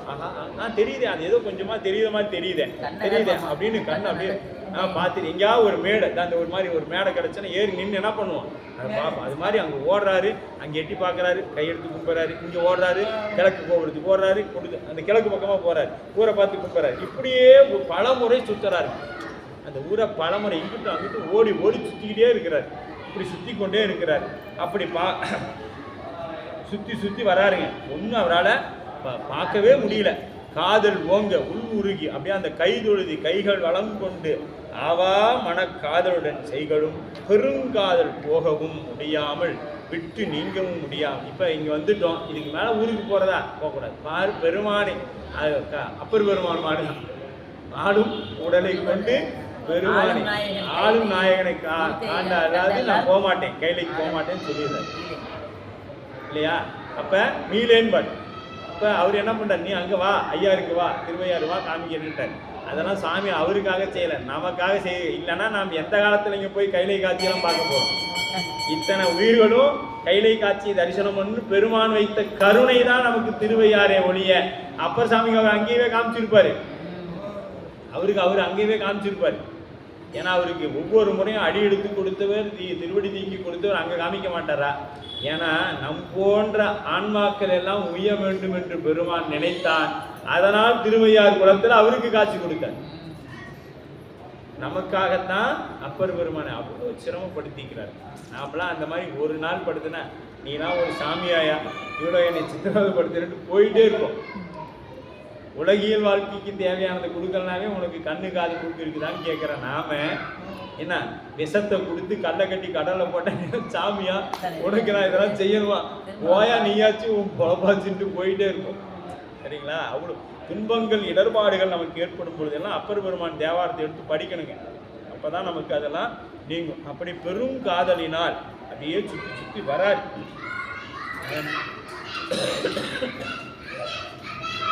அப்ப இவ்வண்ணம் இரவு பகல் வளம் செய்து ஆக்கு எய்திய அவ்வண்ணம் நினைந்து அழிந்த அடித்தொண்டர் அயர்வு எய்தி மை வண்ணம் திருமிடற்றார் மண்ணின் நடம் கும்பிடுவது எவ்வண்ணம் என நினைந்தே ஏசரவினோடு துயில்வார். பார்க்குறாருங்க, சுற்றி சுற்றி வந்தார். அவரு என்ன பண்ணுவார்? இவ்வண்ணம் இரவு பகல் பாராமல் சுற்றி வர்றாரு. நைட்டில் போகிறாரு. ஆகா அங்கே விளக்கு ஏற்றிருக்கிறாங்களே, மாடங்கள்லாம் விளக்கு எரியுதே, கோபுரத்தில் விளக்கு எரியுதே ஓடுறார். நினச்சி பாருங்க எவ்வளவு பெருமான் மீது காதல். புத்த பெருமானை அந்த குஞ்சித பாதத்தை பார்க்கணும்னு எண்ணம் இருந்திருந்தா அப்படி ஓடி இருப்பாருன்னு நினச்சி பாருங்க. நமக்கெல்லாம் இன்னைக்கு போனால் பஸ்ஸு அவ்வளோ கிழக்கு வாசல் இறங்கணுமா வடக்கு வாசல் இறங்கணும், எங்கே வேணாலும் இறக்கி விட்றாங்க. எங்கே நம்ம போயிட போகிறோம்? ஒன்றும் வாய்ப்பு இல்லை நமக்கெல்லாம். அவ்வளோதான் நம்மளுடைய தவம். அங்கு அப்படின்னா அழிந்து அங்கு சென்று செற்கதி தடை செய்கின்ற இழிப்பிறவியில் தன்மையினை எண்ணி எண்ணி மனம் அழிவு அப்படியே அழுகிறார்கள். தன்னை நினைந்து நினைந்து அழறார்.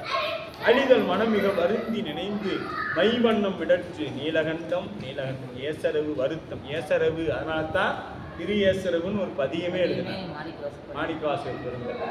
வருந்தி அழைத்தால் வாராதிருந்தால் உனக்கு அழகோ அப்படின்னு வருந்தி அழைக்கணும். அந்த மாதிரி இவர் வருந்துறாருங்க. அந்த வருத்தம் எப்படி சொல்றதுன்னா அதுக்கு தான் சிம்பிளாக சொல்லிடலாம். என்ன சொல்லிடலாம்னா தாய் பசு போல ஒரு துன்பத்தில் அகப்பட்ட குழந்தையை காப்பாற்ற முடியாமல் துடிக்குவா ஒரு தாய் பசு. அந்த பசு போல. ஏன்னா இன்னைக்கு அம்மாவாக இருந்தால் இன்னைக்கு ஒரு பெரிய இடர்பாடு வந்துச்சு, போகம் வந்துச்சுன்னா குழந்தை போயிடுச்சுன்னா அவ்வளோதான். அந்த அம்மா 3 நாளைக்கு போட்டா பார்த்து அழுதுட்டு 4வது நாள் அது வேலையை பார்த்துட்டு. ஆனால் அந்த பசு அப்படி கிடையாது. அப்படியே கண்ணில் தண்ணி வரும், சார சாரையாக ஊற்றும். அது போலத்தான் நந்தனார் அப்படியே திரும்ப திரும்ப ஓடுறாரு. அப்போ தூய்வார். இப்போ அப்படி என்ன பண்ணுறாரு? அந்த எண்ணத்தோடைய அந்த பெருமானை நினைத்து, ஏன்னா பெருமானை நினைச்சிருந்தாவாச்சு அவர் குஞ்சிதவாதமாச்சு கனவுல வந்துருக்கீங்க, அதுவும் வாய்ப்பு இல்லை. அப்படியே அந்த துக்கத்தோடைய அப்படியே தூயில் அவ்வண்ணம் மண்டில் நடம் கும்பிடுவது எவ்வண்ணம். நான் இப்படியே என்னைக்கு போய் எங்கள் பெருமானை பார்க்கறது, எனக்கு இப்படி ஆயிடுச்சே, நான் இந்த குலத்தில் பிறந்துட்டனே பெருமானே அப்படின்னு அப்படியே வருந்தி வருந்தி வருந்தி நினைத்து ஏசரவினோடு துயில்வார். அப்படியே என்ன பண்ணி இப்போ சாப்பிட்டுருப்பாரா? யாருக்காவது தெரியுமா இதில் சாப்பிட்டுருக்கிறாரான்னு? சத்தியமாக சாப்பிட்டுருக்க மாட்டாருங்க. சாப்பாடு எடுத்துக்கொண்டு இருக்க மாட்டார். கண்ணப்பர் போல தான். சரிங்களா? அது ஏன்னா சாப்பிட்ற நேரத்தில் எங்கேயாவது தெரிஞ்சிருச்சுன்னா அப்படின்னு தான் நினச்சிருப்பார் எவ்வளிய. அதை விட்டு நம்ம அன்னம் பாலிக்கு தில்லை சிற்றம்பலம் தில்லைக்கு வந்தால் சாப்பாடு தாங்க முதல்ல அவர் சாப்பிட்டுருப்பாருன்னா சத்தியமாக சாப்பிட்டுருக்க மாட்டார். சரியா? அப்போ இன்னல் தரும் இழிப்பிறவி இது தடை என்றே துயில்வார் அந்நிலைமை அம்பலத்துள் ஆடுவார் அறிந்தருளி மண்ணு திருத்தொண்டர் அவர் வருத்தமெல்லாம் தீர்ப்பதற்கு முன் அணைந்து கனவின்கண் முறுவலோடும் அருள் செய்வார். பார்த்தியா? அடியார் வருத்தப்பட்டுட்டா அவர் ஆண்டவன் பொறுத்து கொள்ள மாட்டான். நம்ம பெருமான் எப்பொழுதுமே துன்பம் வினையின் காரணமாக நமக்கு ஊட்டுவாருங்க. ஆனால் நாம் படக்கூடிய துன்பத்தை கண்டு அவர் எப்பொழுதுமே பொறுத்து கொள்ள மாட்டார்.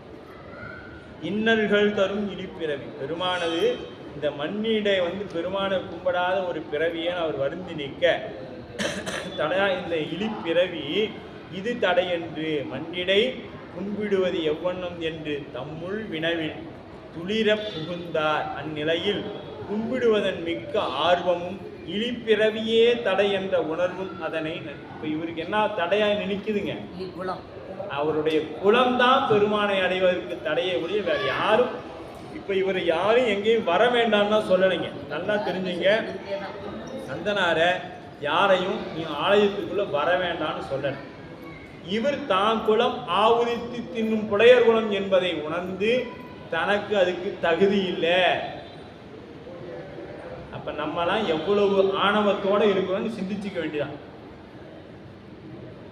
நம்மளாம் எவ்வளவு முனைப்போட இருக்கிறோம் அப்படின்னு சிந்திச்சுக்க வேண்டியது. அப்ப எனக்கு அந்த தகுதி இல்லை. மண்ணு திருத்தொண்டர் அப்படிங்கிற, மண்ணு திருத்தொண்டர்னா தில்லையம் பெருமானுக்கு தொண்டராக இருக்கக்கூடிய, மண்ணுனா தில்லை பெருமானுக்கு சொல்லக்கூடிய இடம். அவ நிலைத்திருக்கக்கூடிய பெருமான்னு பொருள். அவருடைய தொண்டர். வருத்தம் எல்லாம் தீர்ப்பதற்கு, வருத்தம் போக்குவதற்கு பரிசு இறைவன் அருள் செய்கின்றான். இந்த வருத்தத்தை போக்குவதற்குண்டான பரிசை இறைவன் இப்பிறவி போய் நீங்க நந்தனாது முன்னை திருமேனி. இவருக்கு என்ன பண்ணுன்னா, இவரை இந்த கோலத்தோடையே இவரு இனிமேல் உள்ள வரமாட்டார். அது பெருமானுக்கு தெரிஞ்சிருச்சு. இவரு இந்த கோலத்தோட இனிமேல் தில்லைக்குள்ள வரமாட்டாரு. ஆகவே என்ன பண்ணணும், இந்த கோலத்தை நீக்கி அவருக்கு முனிவர் கோலம் கொடுக்க வேண்டும் பெருமான் தீர்மானிக்கிறார்.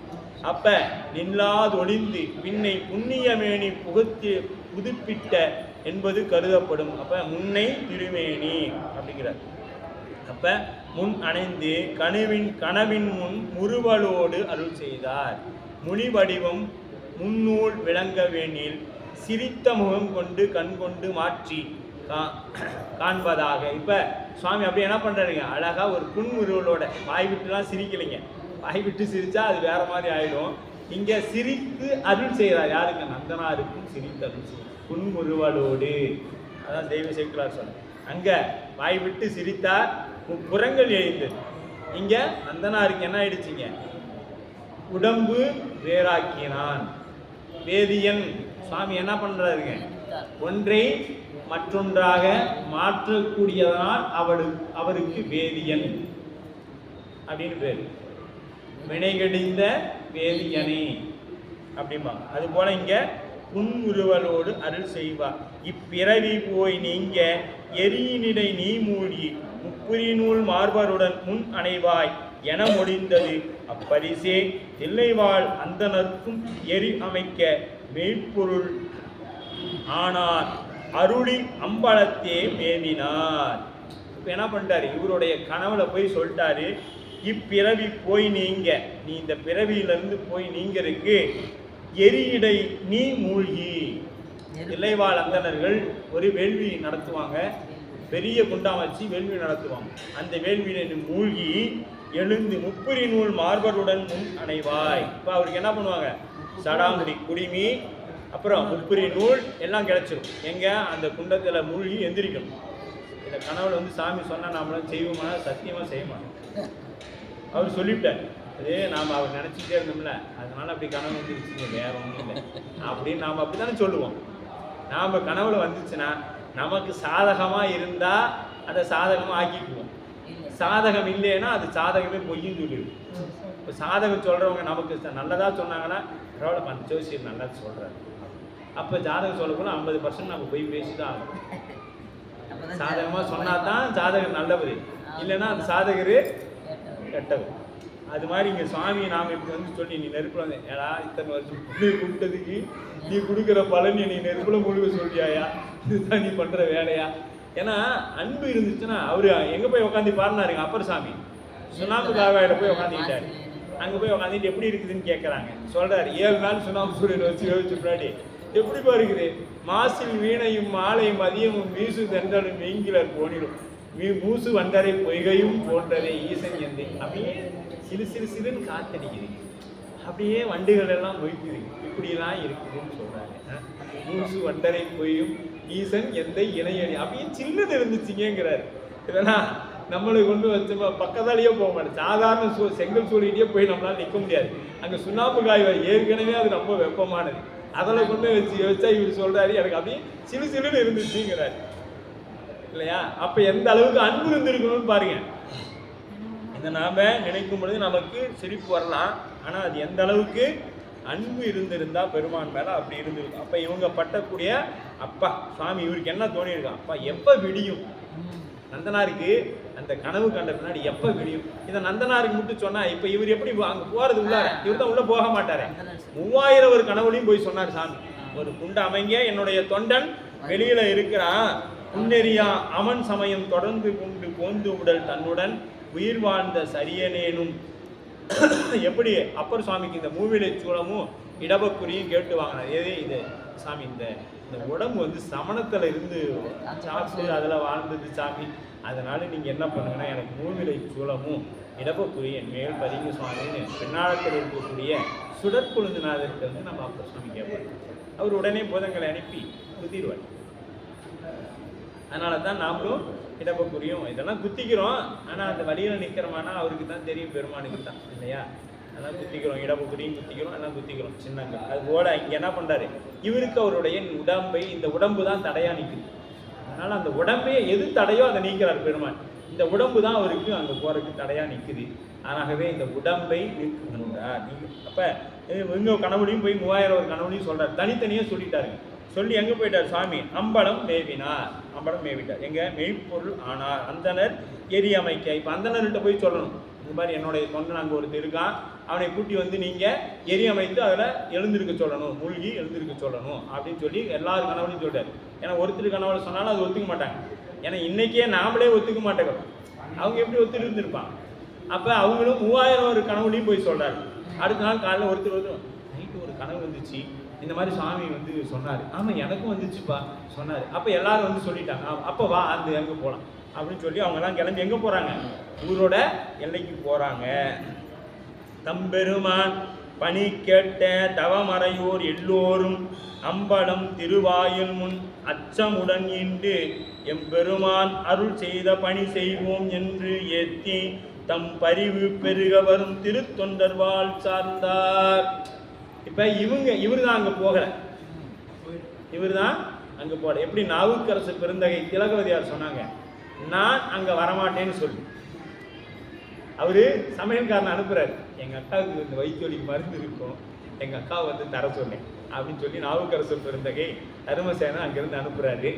அனுப்பின மாத்திரத்தில் இவர் என்ன சொல்றாரு, எங்கள் அக்கா தானே இங்கே வரமாட்டேன்னு சொன்னாங்க, என்னையும் அங்கே வர வேண்டாம்னு சொல்லல அப்படின்னு சௌரேரி குதிச்சு போயிட்டார். சோரேரி குதிச்சு போயிட்டார். அங்கே போய் அக்காட்ட போனோன்னா அப்புறம் திலகவதியார் திருநீர் அடிக்க வெறுவாழ்வு வந்ததுன்ட்டார். அப்படி அது மாதிரி நீ தானே உள்ள வர மாட்ட, இவங்க அங்கே வந்தால் நீ என்ன பண்ண முடியும்? சாமியோட கேள்வி. அனுப்பிட்டார், போங்கலாம் அவர் அன்பரை தேடி போங்க. இதுதாங்க மெய் அன்பு. அந்த அன்பு தான் வேணும். அடியாரெல்லாம் நம்ம தேடி ஒடியார் அளவுக்கு அன்பு இருந்துச்சுன்னா சாமி தானா வந்துடுவாங்க. அப்போ தம்பெருமான் பணி கேட்ட தவ முனிவர்கள் அங்கே இருக்கிறவங்கலாம் யாருங்க? தவ முனிவர்கள். அவங்க எல்லாம் என்ன பண்ணாங்க? எல்லோரும், ஒருத்தர் கூட இல்லைங்க, எல்லாரும் கிளம்பி போயிட்டாங்க. அவ்வளோதான். எங்க அம்பலவர் திருவாயில் முன் அச்சமுடன் ஈண்டு எல்லாரும் முன்னாடி வந்து நின்று பேசுறாங்க, சபையில நின்று பேசுறாங்க. என்ன இந்த மாதிரி சாமி கனவுல வந்தார், ஆமா எனக்கு. அப்போ எல்லாருமே வாங்க போகலாம் அப்படின்னு சொல்லிட்டு இப்போ எம்பெருமான் அருள் செய்த பணி செய்வோம். இப்போ நம்ம சாமி என்ன சொன்னாரு? வேள்வி அமைக்க சொன்னாரு, அவரை கூட்டி வந்து மூழ்க சொன்னார், வாங்க போகலாம் எல்லாரும் போய் என்று ஏத்தி தம் பரிவு பெருக. அப்படியே தமது அன்பு பெருக, பரிவுனா அன்பு, பெருக அப்படியே தம் பரிவு பெருக வரும் திருத்தொண்டர்வாள் சார்ந்தார். இப்போ நந்தனார்கிட்ட போய் அங்கே நிற்கிறாங்க எல்லாரும். ஐயரே, எல்லாரும் போய் பாருங்க சொல்கிறாங்க, ஐயரே அம்பலவர் அருளால் இப்பொழுது அணைந்தோம். ஐயரே அம்பலவர் அருளால் இப்பொழுது அணைந்தோம். வெய்ய அழல் அமைத்து உமக்கு தர வேண்டி என விளம்ப நையுமனத்து திருத்தொண்டர் நான் உயிந்தேன் என தொழுதார். தெய்வமறை முனிவர்களும் தீ அமைக்க படிமொழிந்தார். பாருங்க போறாரு. ஐயரே, ஏன்னா இதுக்கு முன்னாடி அவர் என்ன சொன்னார்? எனக்கு இதுக்கு தகுதி இல்லை. சைவத்தை பொறுத்த வரைக்கும் இது நம்ம ஆள் மனசுல இருந்துகிட்டே இருக்கணுங்க. வெளியில் எப்படி வேணாலும் இருக்கலாம், ஆள் மனசில் எனக்கு இதுக்கு தகுதி இல்லை, இதை அணியுற தகுதி எனக்கு இல்லை, இதை தொடர தகுதி எனக்கு இல்லை, திருநீறு பூசுற தகுதி எனக்கு இல்லை. பெருமான் என் மீது வைத்த கருணையின் காரணமாகத்தான் இதெல்லாம் எனக்கு கொடுத்துருக்கிறான். நான் செய்த தவம்ங்கிறதெல்லாம் சும்மா என் பெருமான் என் மீது வைத்த கருணை. அதனால தான் சுவாமி எனக்கு இதெல்லாம் கொடுத்துருக்கிறாருங்கன்னு ஆள் மனசுல இருக்கணுங்க. வெளியில பேசிட்டு உள்ளார வஞ்சனை இருக்கக்கூடாது, முத்தநாதன் போல இருக்கக்கூடாது, மெய்ப்பொருளார் போல இருக்கணும். நமக்கு நடந்ததெல்லாம் பெருமான் கருணை அப்படின்னு உள் மனசுல சொல்லிக்கொண்டே இருக்கணும். வெளியில நீங்க எப்படி வேணாலும் இருக்கலாம், உள்ளுக்குள்ள அந்த தூய்மையும் அந்த அடிமை பண்பும் நம்ம இடத்துல இருக்கணும். மீண்டும் மீண்டும் உங்கள் திருவடியெல்லாம் பல முறை கேட்பேன். எனக்கும் சுவாமி அந்த ஒரு எண்ணத்தை எப்பொழுதும் கொடுக்கட்டும். அடியார்களுக்கு நாம் என்றும் அடிமை, திருவேடங்களுக்கு நாம் அடிமை, ஆசிரியர் பெருமானாருக்கும் நாம் என்னைக்கும் அடிமையாக இருக்கணும். 63 ஐந்தெழுத்துமே நமக்கு சொத்தாக இருக்க வேண்டும். வேற எதுவும் நமக்கு வேண்டாங்கிற எண்ணத்தை நமக்கு பெருமான் எப்பொழுதும் கொடுத்து கொண்டே இருக்கணும் அப்படின்னு இந்த நல்ல வேலையில அவருக்கு நாம் எண்ணம் வைக்கலாம். ஏன்னா இவர் எங்க போயிட்டு 3000 போய் அவர் என்ன சொல்றாங்க, ஐயரே. ஒரு உயர்வான வார்த்தை பாருங்க, ஐயரே அப்படின்னா பெருமை உடையவரே. அவர் என்ன சொல்றாரு, நான் ஒன்றும் போதா நான் எங்க என்னைய போய் பெருமை உடையவன் சொல்றீங்களேன்னு அவர் நினைச்சிருப்பாருங்க அந்தனார். அந்த இடம் எப்படி இருந்திருக்குன்னு பாருங்க. ஒன்றும் போதா. இப்போ ஏன்னா அப்பர் சுவாமி, அப்பர்ன்னு இங்கே ஒருத்தர் இருக்கிறாரு, சம்பந்தர் கேட்பார், அடியே நான் தூக்கிட்டு வரேன்னு சொல்லுவார், பல்லாக்கு அங்கி விட்டேன் அப்படின்பார். அது போலங்க சுவாமி நீங்க வந்து எனக்கு சொல்றீங்களே நந்தனா, அப்படியே போய் குறுகி நின்று இருப்பாருங்க அவங்க முன்னாடி. ஏன்னா சுவாமி நீங்க என்னைய வந்து இப்படி சொல்லலாமா அப்படின்னு சொல்லி நின்று இருப்பாரு. அப்படி அங்க என்ன சொல்றாருங்க, ஐயரே அம்பலவாணர் அருளார் இப்பொழுது அடைந்தோம். நாங்க இப்போ வந்திருக்கிறோன்னா பெருமான் எங்களுக்கு கொடுத்த உத்தரவு ஐயரே சுவாமி, அதனால நீங்க எழுந்தருள் பண்ணணும். வெய்ய அழல் அமைத்து எங்களுக்கு பெருமான் உத்தரவு போட்டுக்கிறார். வெய்ய அழல் அமைத்து உமக்கு தர வேண்டி, உனக்கு ஒரு வேள்வி செய்து தரணும்னு பெருமான் எங்களுக்கு உத்தரவு போட்டுக்கிறார். அதனால நீங்க என்ன என விளம்ப நைய மனத்திரு தொண்டர் நான் உயிர்ந்தேன். இப்ப எதுக்கு இந்த உயிர்வுக்குத்தானே இவ்வளவு பாடுபட்டார். அதனால சுவாமி நான் உயிர்ந்தேன். எது உங்களை கண்டதே எனக்கு உய்வு தான். ஏன்னா தில்லை 3000 ஒருத்தர் தானே நம்ம பெருமானும். அப்படித்தானே நமக்கு தில்லைவார் அந்தனர்தம் அடியார்க்கும் அடியேன், அப்படித்தானே நமக்கு சொல்றாரு நம்ம தலைவர். அடுத்த வாரம் அவர் குரு பூசைங்க, ஆடி சுவாதி வியாழக்கிழமை, அவருக்கு ஆடி சுவாதி. இது நம்ம தலைவர் அதை தான் சொல்றாரு, தில்லைவார். ஏன்னா அந்த தில்லையில வாழக்கூடிய 3000 பெருமானும் ஒருத்தர். நம்ம திருமுறை ஆசிரியர்கள்ல நம்ம சாமி ஒரு மதிமணி புரிசை மாடக்கூடல் அப்படின்னு. ஆமா சுந்தரேஸ்வரர். ஆமா அப்படி பெருமான் பாருங்க எப்பொழுதும் இதுல இருந்து எனக்கு தெரியும் என்ன தெரியுது, அடியார் வடிவத்திலையும் சிவாச்சாரியார் வடிவங்கள்லையும் இப்படித்தான் பெருமான் நமக்கு வந்து ஆசிரியர் பெருமானார் வடிவத்திலிருந்து அவர் அருள் செய்வார். நேரா சராமணியோட வரமாட்டேங்கிறது தான் திருமுறை ஆசிரியர் உட்பட அவராக இருந்து செய்திருக்கிறாருங்கிறத நம்ம உணர்ந்துக்கணும். இப்பொழுது அணைந்தோம் நைய மன திருத்தொண்ட. நையனா அப்படியே நையாத மனதினை முருகிறது, நையாத மனதினை நைவிப்பானை. அப்பர் சாமி தேவா நையாத மனதினை நைவிப்பானை. இந்த நைய புடைக்கணும் சொல்லுவாங்கல்ல, அவனுக்கு சிக்கனானா நைய புடைக்கணும்டா அப்படின்னா என்ன, நல்லா போட்டு மாவு மாதிரி குத்தணும். அதுக்கு தான் நைய புடைத்தல்னு பேர். அப்படி நாம சுவாமி நமக்கு கொடுப்பாருங்க. அதனால தான் இதெல்லாம் தாங்கினாதான் சைவத்துல நிலைத்து இருக்க முடியும். சும்மா சைவத்துல வந்த உடனே சிரிச்சுக்கிட்டேலாம் போயிட முடியாதுங்க. நீங்க வகுப்புக்கு வரணும்னா வீட்டுல 1000 பிரச்சனை தாண்டி தான் வகுப்புக்கு வரணும். வகுப்பு முடிச்சுட்டு போயிட்ட உடனே 1000 பிரச்சனை காத்துக்கொண்டு. ஆமா நம்ம வினை அங்க வகுப்பு முடிச்ச உடனே அங்க வினை ரெடியா இருக்கும். நீ போயிட்டீங்களா பார்க்கலாம், அடுத்த வகுப்பு நீ எப்படி போயிறேன்னு பார்த்தரனே அந்த வினை அங்க நிற்கும். சரிங்களா?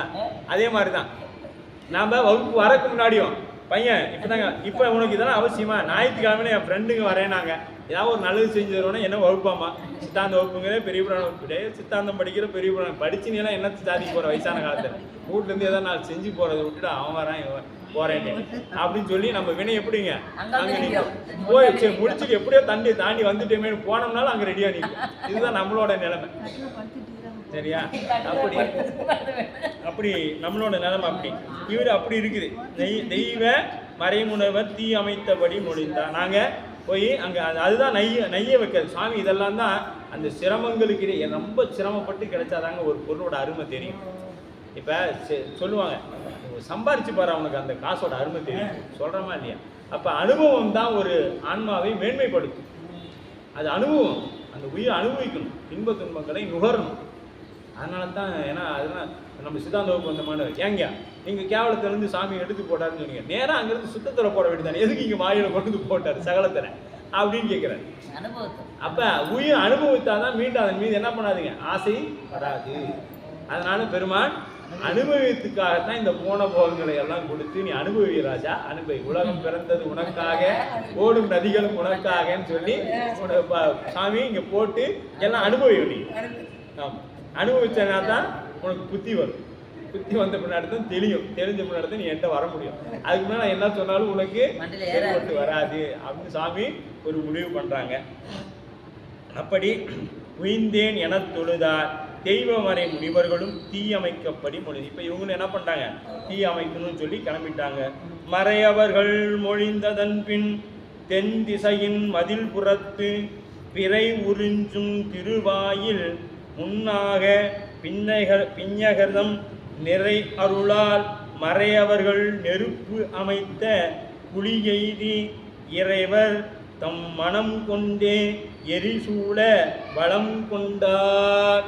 இப்போ தென் திசை அப்படின்னா நீங்கள் அதாவது சிதம்பரம் சீர்காழி போகிற அந்த சிதம்பரத்துலேருந்து சீர்காழி போகிற அந்த சாலைக்கு நேராக இருக்கக்கூடிய அந்த பகுதி, மறையவர்கள் தீயினை எவ்விடத்தில் அமைத்துள்ளார்கள் என்பது முன் சொல்லாது, இங்கே என் முன்னாடியே சொல்லாது. ஏன் இங்கே சொல்கிறாருன்னா, இப்போ தான் வேள்வி தீயில அவர் இறங்க போகிறார். தென் திசை மதில் புறத்து திருவாயின் முன் நெருப்பை அமைத்த குழி ஓமகுளம்ங்கிற பேர் இன்னைக்கும் அங்கே ஒரு ஊருக்கு உண்டுங்க. சிதம்பரத்துக்கு எல்லையில் ஓமகுளம் அப்படிங்கிற பேர் அந்த இன்னைக்கும் அங்கே இருக்குது. இது திருக்குளமாக இன்றும் வழக்கத்தில் இருக்கிறது, அங்கே இருக்குதுங்க. அந்த ஊர் இன்னைக்கும் வழக்கத்தில் இருக்குது அப்படின்னு சொல்லப்படுது. ஐயா சிவகமணி ஐயா சொல்லும் பொழுது, பிறவி உறிஞ்சும் திருவாயில் நந்தனார் பாலும் மறையவர்கள் பாலும் நிறைந்த இறைவன்தாள் மனம் கொண்டே நாயனார் வளம் கொண்ட பொழுது கழல் உண்ணி தீயில் புகும் பொழுது மனதிற்கொண்ட நிலை. கழல் நினைந்து, இப்போ பெருமானுடைய கழலை நினைந்து, இப்போ நான் பெருமானுடைய நல்லா நினைச்சுக்கங்க, துன்பத்தை அனுபவிக்கும் பொழுது பெருமான் திருவடியை நினைந்தோம்னா அது நமக்கு இன்பமாக இருக்கும்.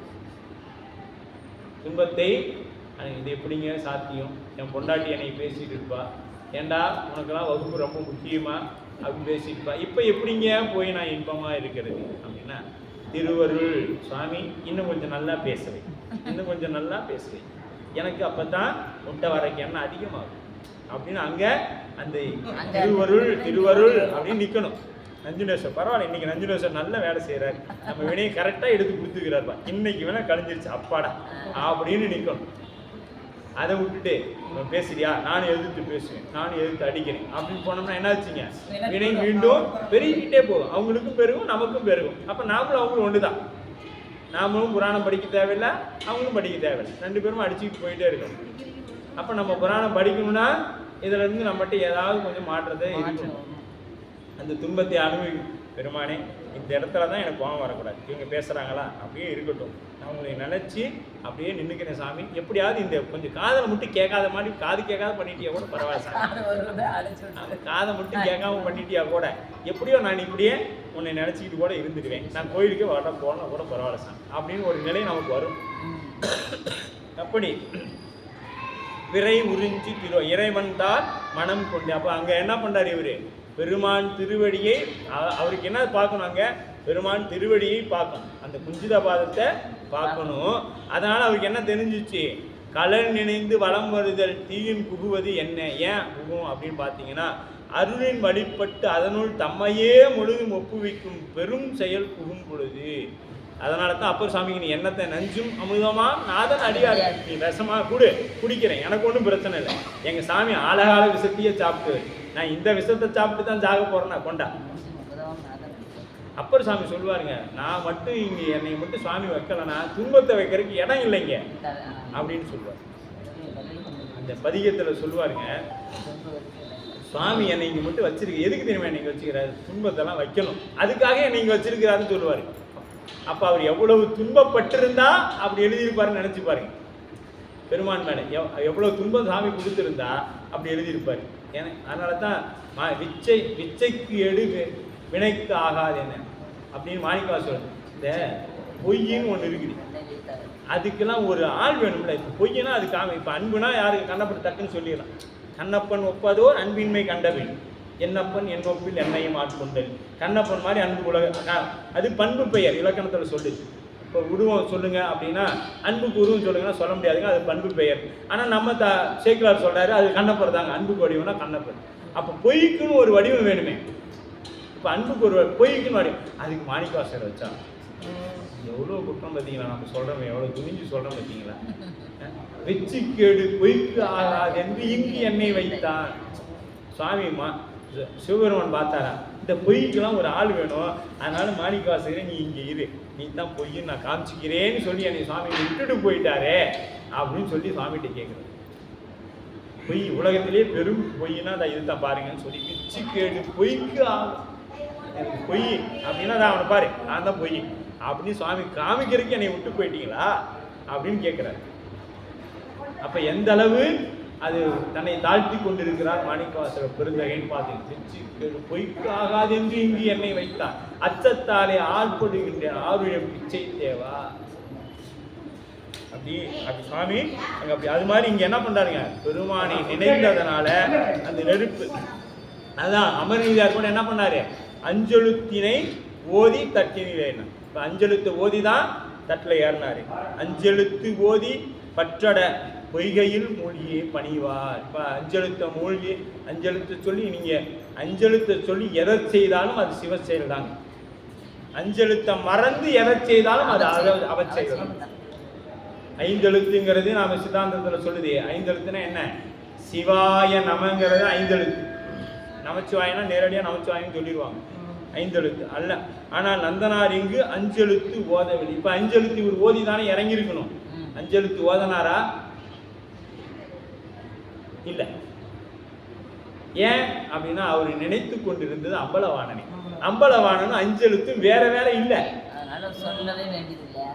அது சிந்தனை பூரா என்னத்த இருக்குது, ஐந்தெழுத்தை சிந்தித்து கொண்டிருக்குது. எது, கூத்தப்பெருமான் நினைவு. கூத்தப்பெருமான் ஏன்னா நம்ம உண்மை விளக்கம் சொல்லுது இல்ல, என்ன சொல்லுது,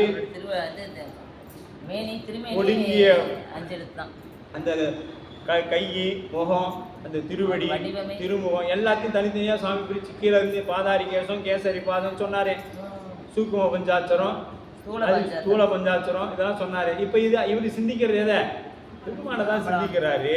அதனால அது ஐந்தெழுத்து சிந்தனை கணக்கு வந்துருச்சு. அதனால என்ன பண்ணிட்டாரு, ஐந்தெழுத்து நினைவோடு அப்படின்னு போட்டார். அப்ப அஞ்செழுத்து அதை உருகமாக எண்ணி உள்குதல். அஞ்செழுத்தே ஆகமமும் அண்ணல் அருமறையும், அஞ்செழுத்தே ஆதி புராணம் அனைத்தும், அஞ்செழுத்தே ஆனந்த தாண்டவமும் ஆரகப்பகலாம் மோனாந்தமா முக்தியும். இது உண்மை விளக்கம் 14வது பாட்டு 44வது பாட்டு. சரிங்களா? இப்போ அஞ்செழுத்து தான் உனக்கு ஆகமம். வேதம் என்ன, அதுவும் ஐந்தெழுத்து தான். புராணம் என்ன, கந்த புராணம் திருவிளையாடல் புராணம் இதெல்லாம் எங்கே இருக்குது, ஐந்தெழுத்துல தான் இருக்குது. ஐந்தெழுத்து ஆதி புராணம் அனைத்தும் அஞ்செழுத்தே அஞ்செழுத்து தான் ஆனந்த தாண்டவம். இவர் என்னத்தை நினைச்சிட்டு இருந்தாரு, ஆனந்த தாண்டவத்தை நினைச்சிட்டு இருந்தாரு. அதனால என்ன ஆயிடுச்சு, ஐந்தெழுத்து சொன்ன பலன் அவருக்கு கிடைக்கும்.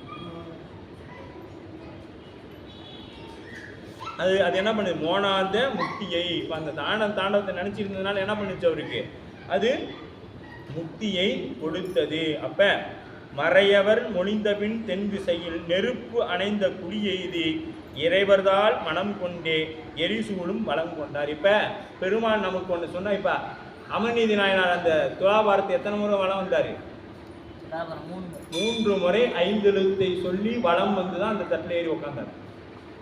அதே மாதிரி நாம் வீட்டில் ஒரு புது ஒரு பொருள் வாங்குகிறோம், உதாரணத்துக்கு ஒரு பைக் வாங்குறோன்னா அதை ஐந்தெழுத்து சொல்லி 3 முறை வளம் வந்து தான் அதில் ஏறும்.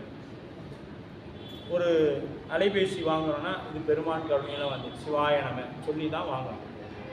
இதெல்லாம் நாம் நினைக்கணும் இது நம்ம பணம்னு, அதை கொடுத்ததும் அவன் தான், அதை கொடுத்ததும் அவன் தான். அதனால் அவனை நினைத்து தான் நாம் இதை வாங்கணும். அவர் நேரடியாக கொடுக்க மாட்டார், அப்படி தான் கொடுப்பார். இதெல்லாம் நினைத்து தான் நாம் வாங்கணும் என்ற அளவிலே இன்றைய வகுப்பானது நிறைவு பெறுகிறது. இப்போ நந்தனார் என்ன பண்ணுறாரு, வளம் வந்து கொண்டிருக்கிறார். அந்த குண்டை ஏன்னா நாம் இன்னும் அவர் இறங்குற பார்க்கறதுக்கு நாம் இன்னும் 1 வாரம் தவம் பண்ணணும். நாம தவம் பண்ணணும். அப்போ தான் நாம் என்ன பண்ணணும், ஆமாம், அந்த வளம் வந்தாதான் நம்மால் வந்து அங்கே இறங்க முடியும். அவர் இறங்குற காட்சியை நாம் காண்றதுக்கு நமக்கு ஏறக்குறைய அவ்வளோ நாள் தேவைப்படுகிறது என்பது. கொஞ்சம் அமைதியாக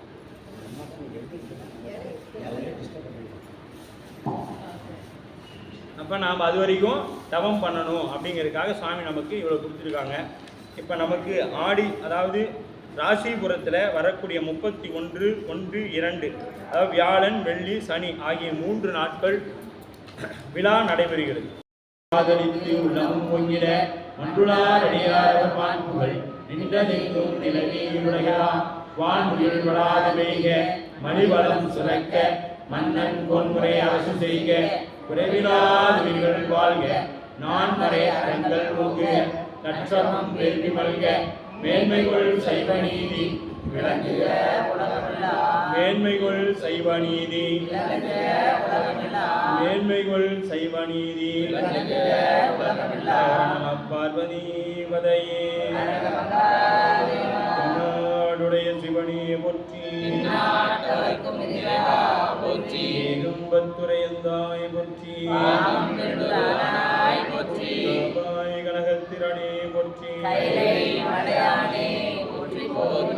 தரும் தேவகிரி அம்மை உடனவர் அருள்மிகு நஞ்சுண்டேஸ்வர பெருமான் திருவடிகள் தெய்வ சேக்கலார் பெருமான் திருவடிகள் எம்பிரான் திருநாளை போவார் திருவடிகள் சிற்றம்பலம். நஞ்சுண்டா நஞ்சுண்டா நீலகண்டா நீலகண்டா நஞ்சுண்டா நஞ்சுண்டா சிற்றம்பலம். அதெல்லாம் பிறந்து ஏதோ பெருமான் நம் மீது வைத்த கருணை நாம் அறிந்தும் அறியாமல் செய்த புண்ணியங்கள் கொண்டு வந்து நம்மளை இங்கே சேர்த்துருக்குது. மனிதர் சட்டை தாண்டி மனிதனா கண்டிப்பாக போட்டு, ஏன்னா வேற எங்க போனாலும் நம்ம இறைவனை சிந்திக்கவோ வழிபாடு செய்வதற்கோ வாய்ப்புகள் இல்லை.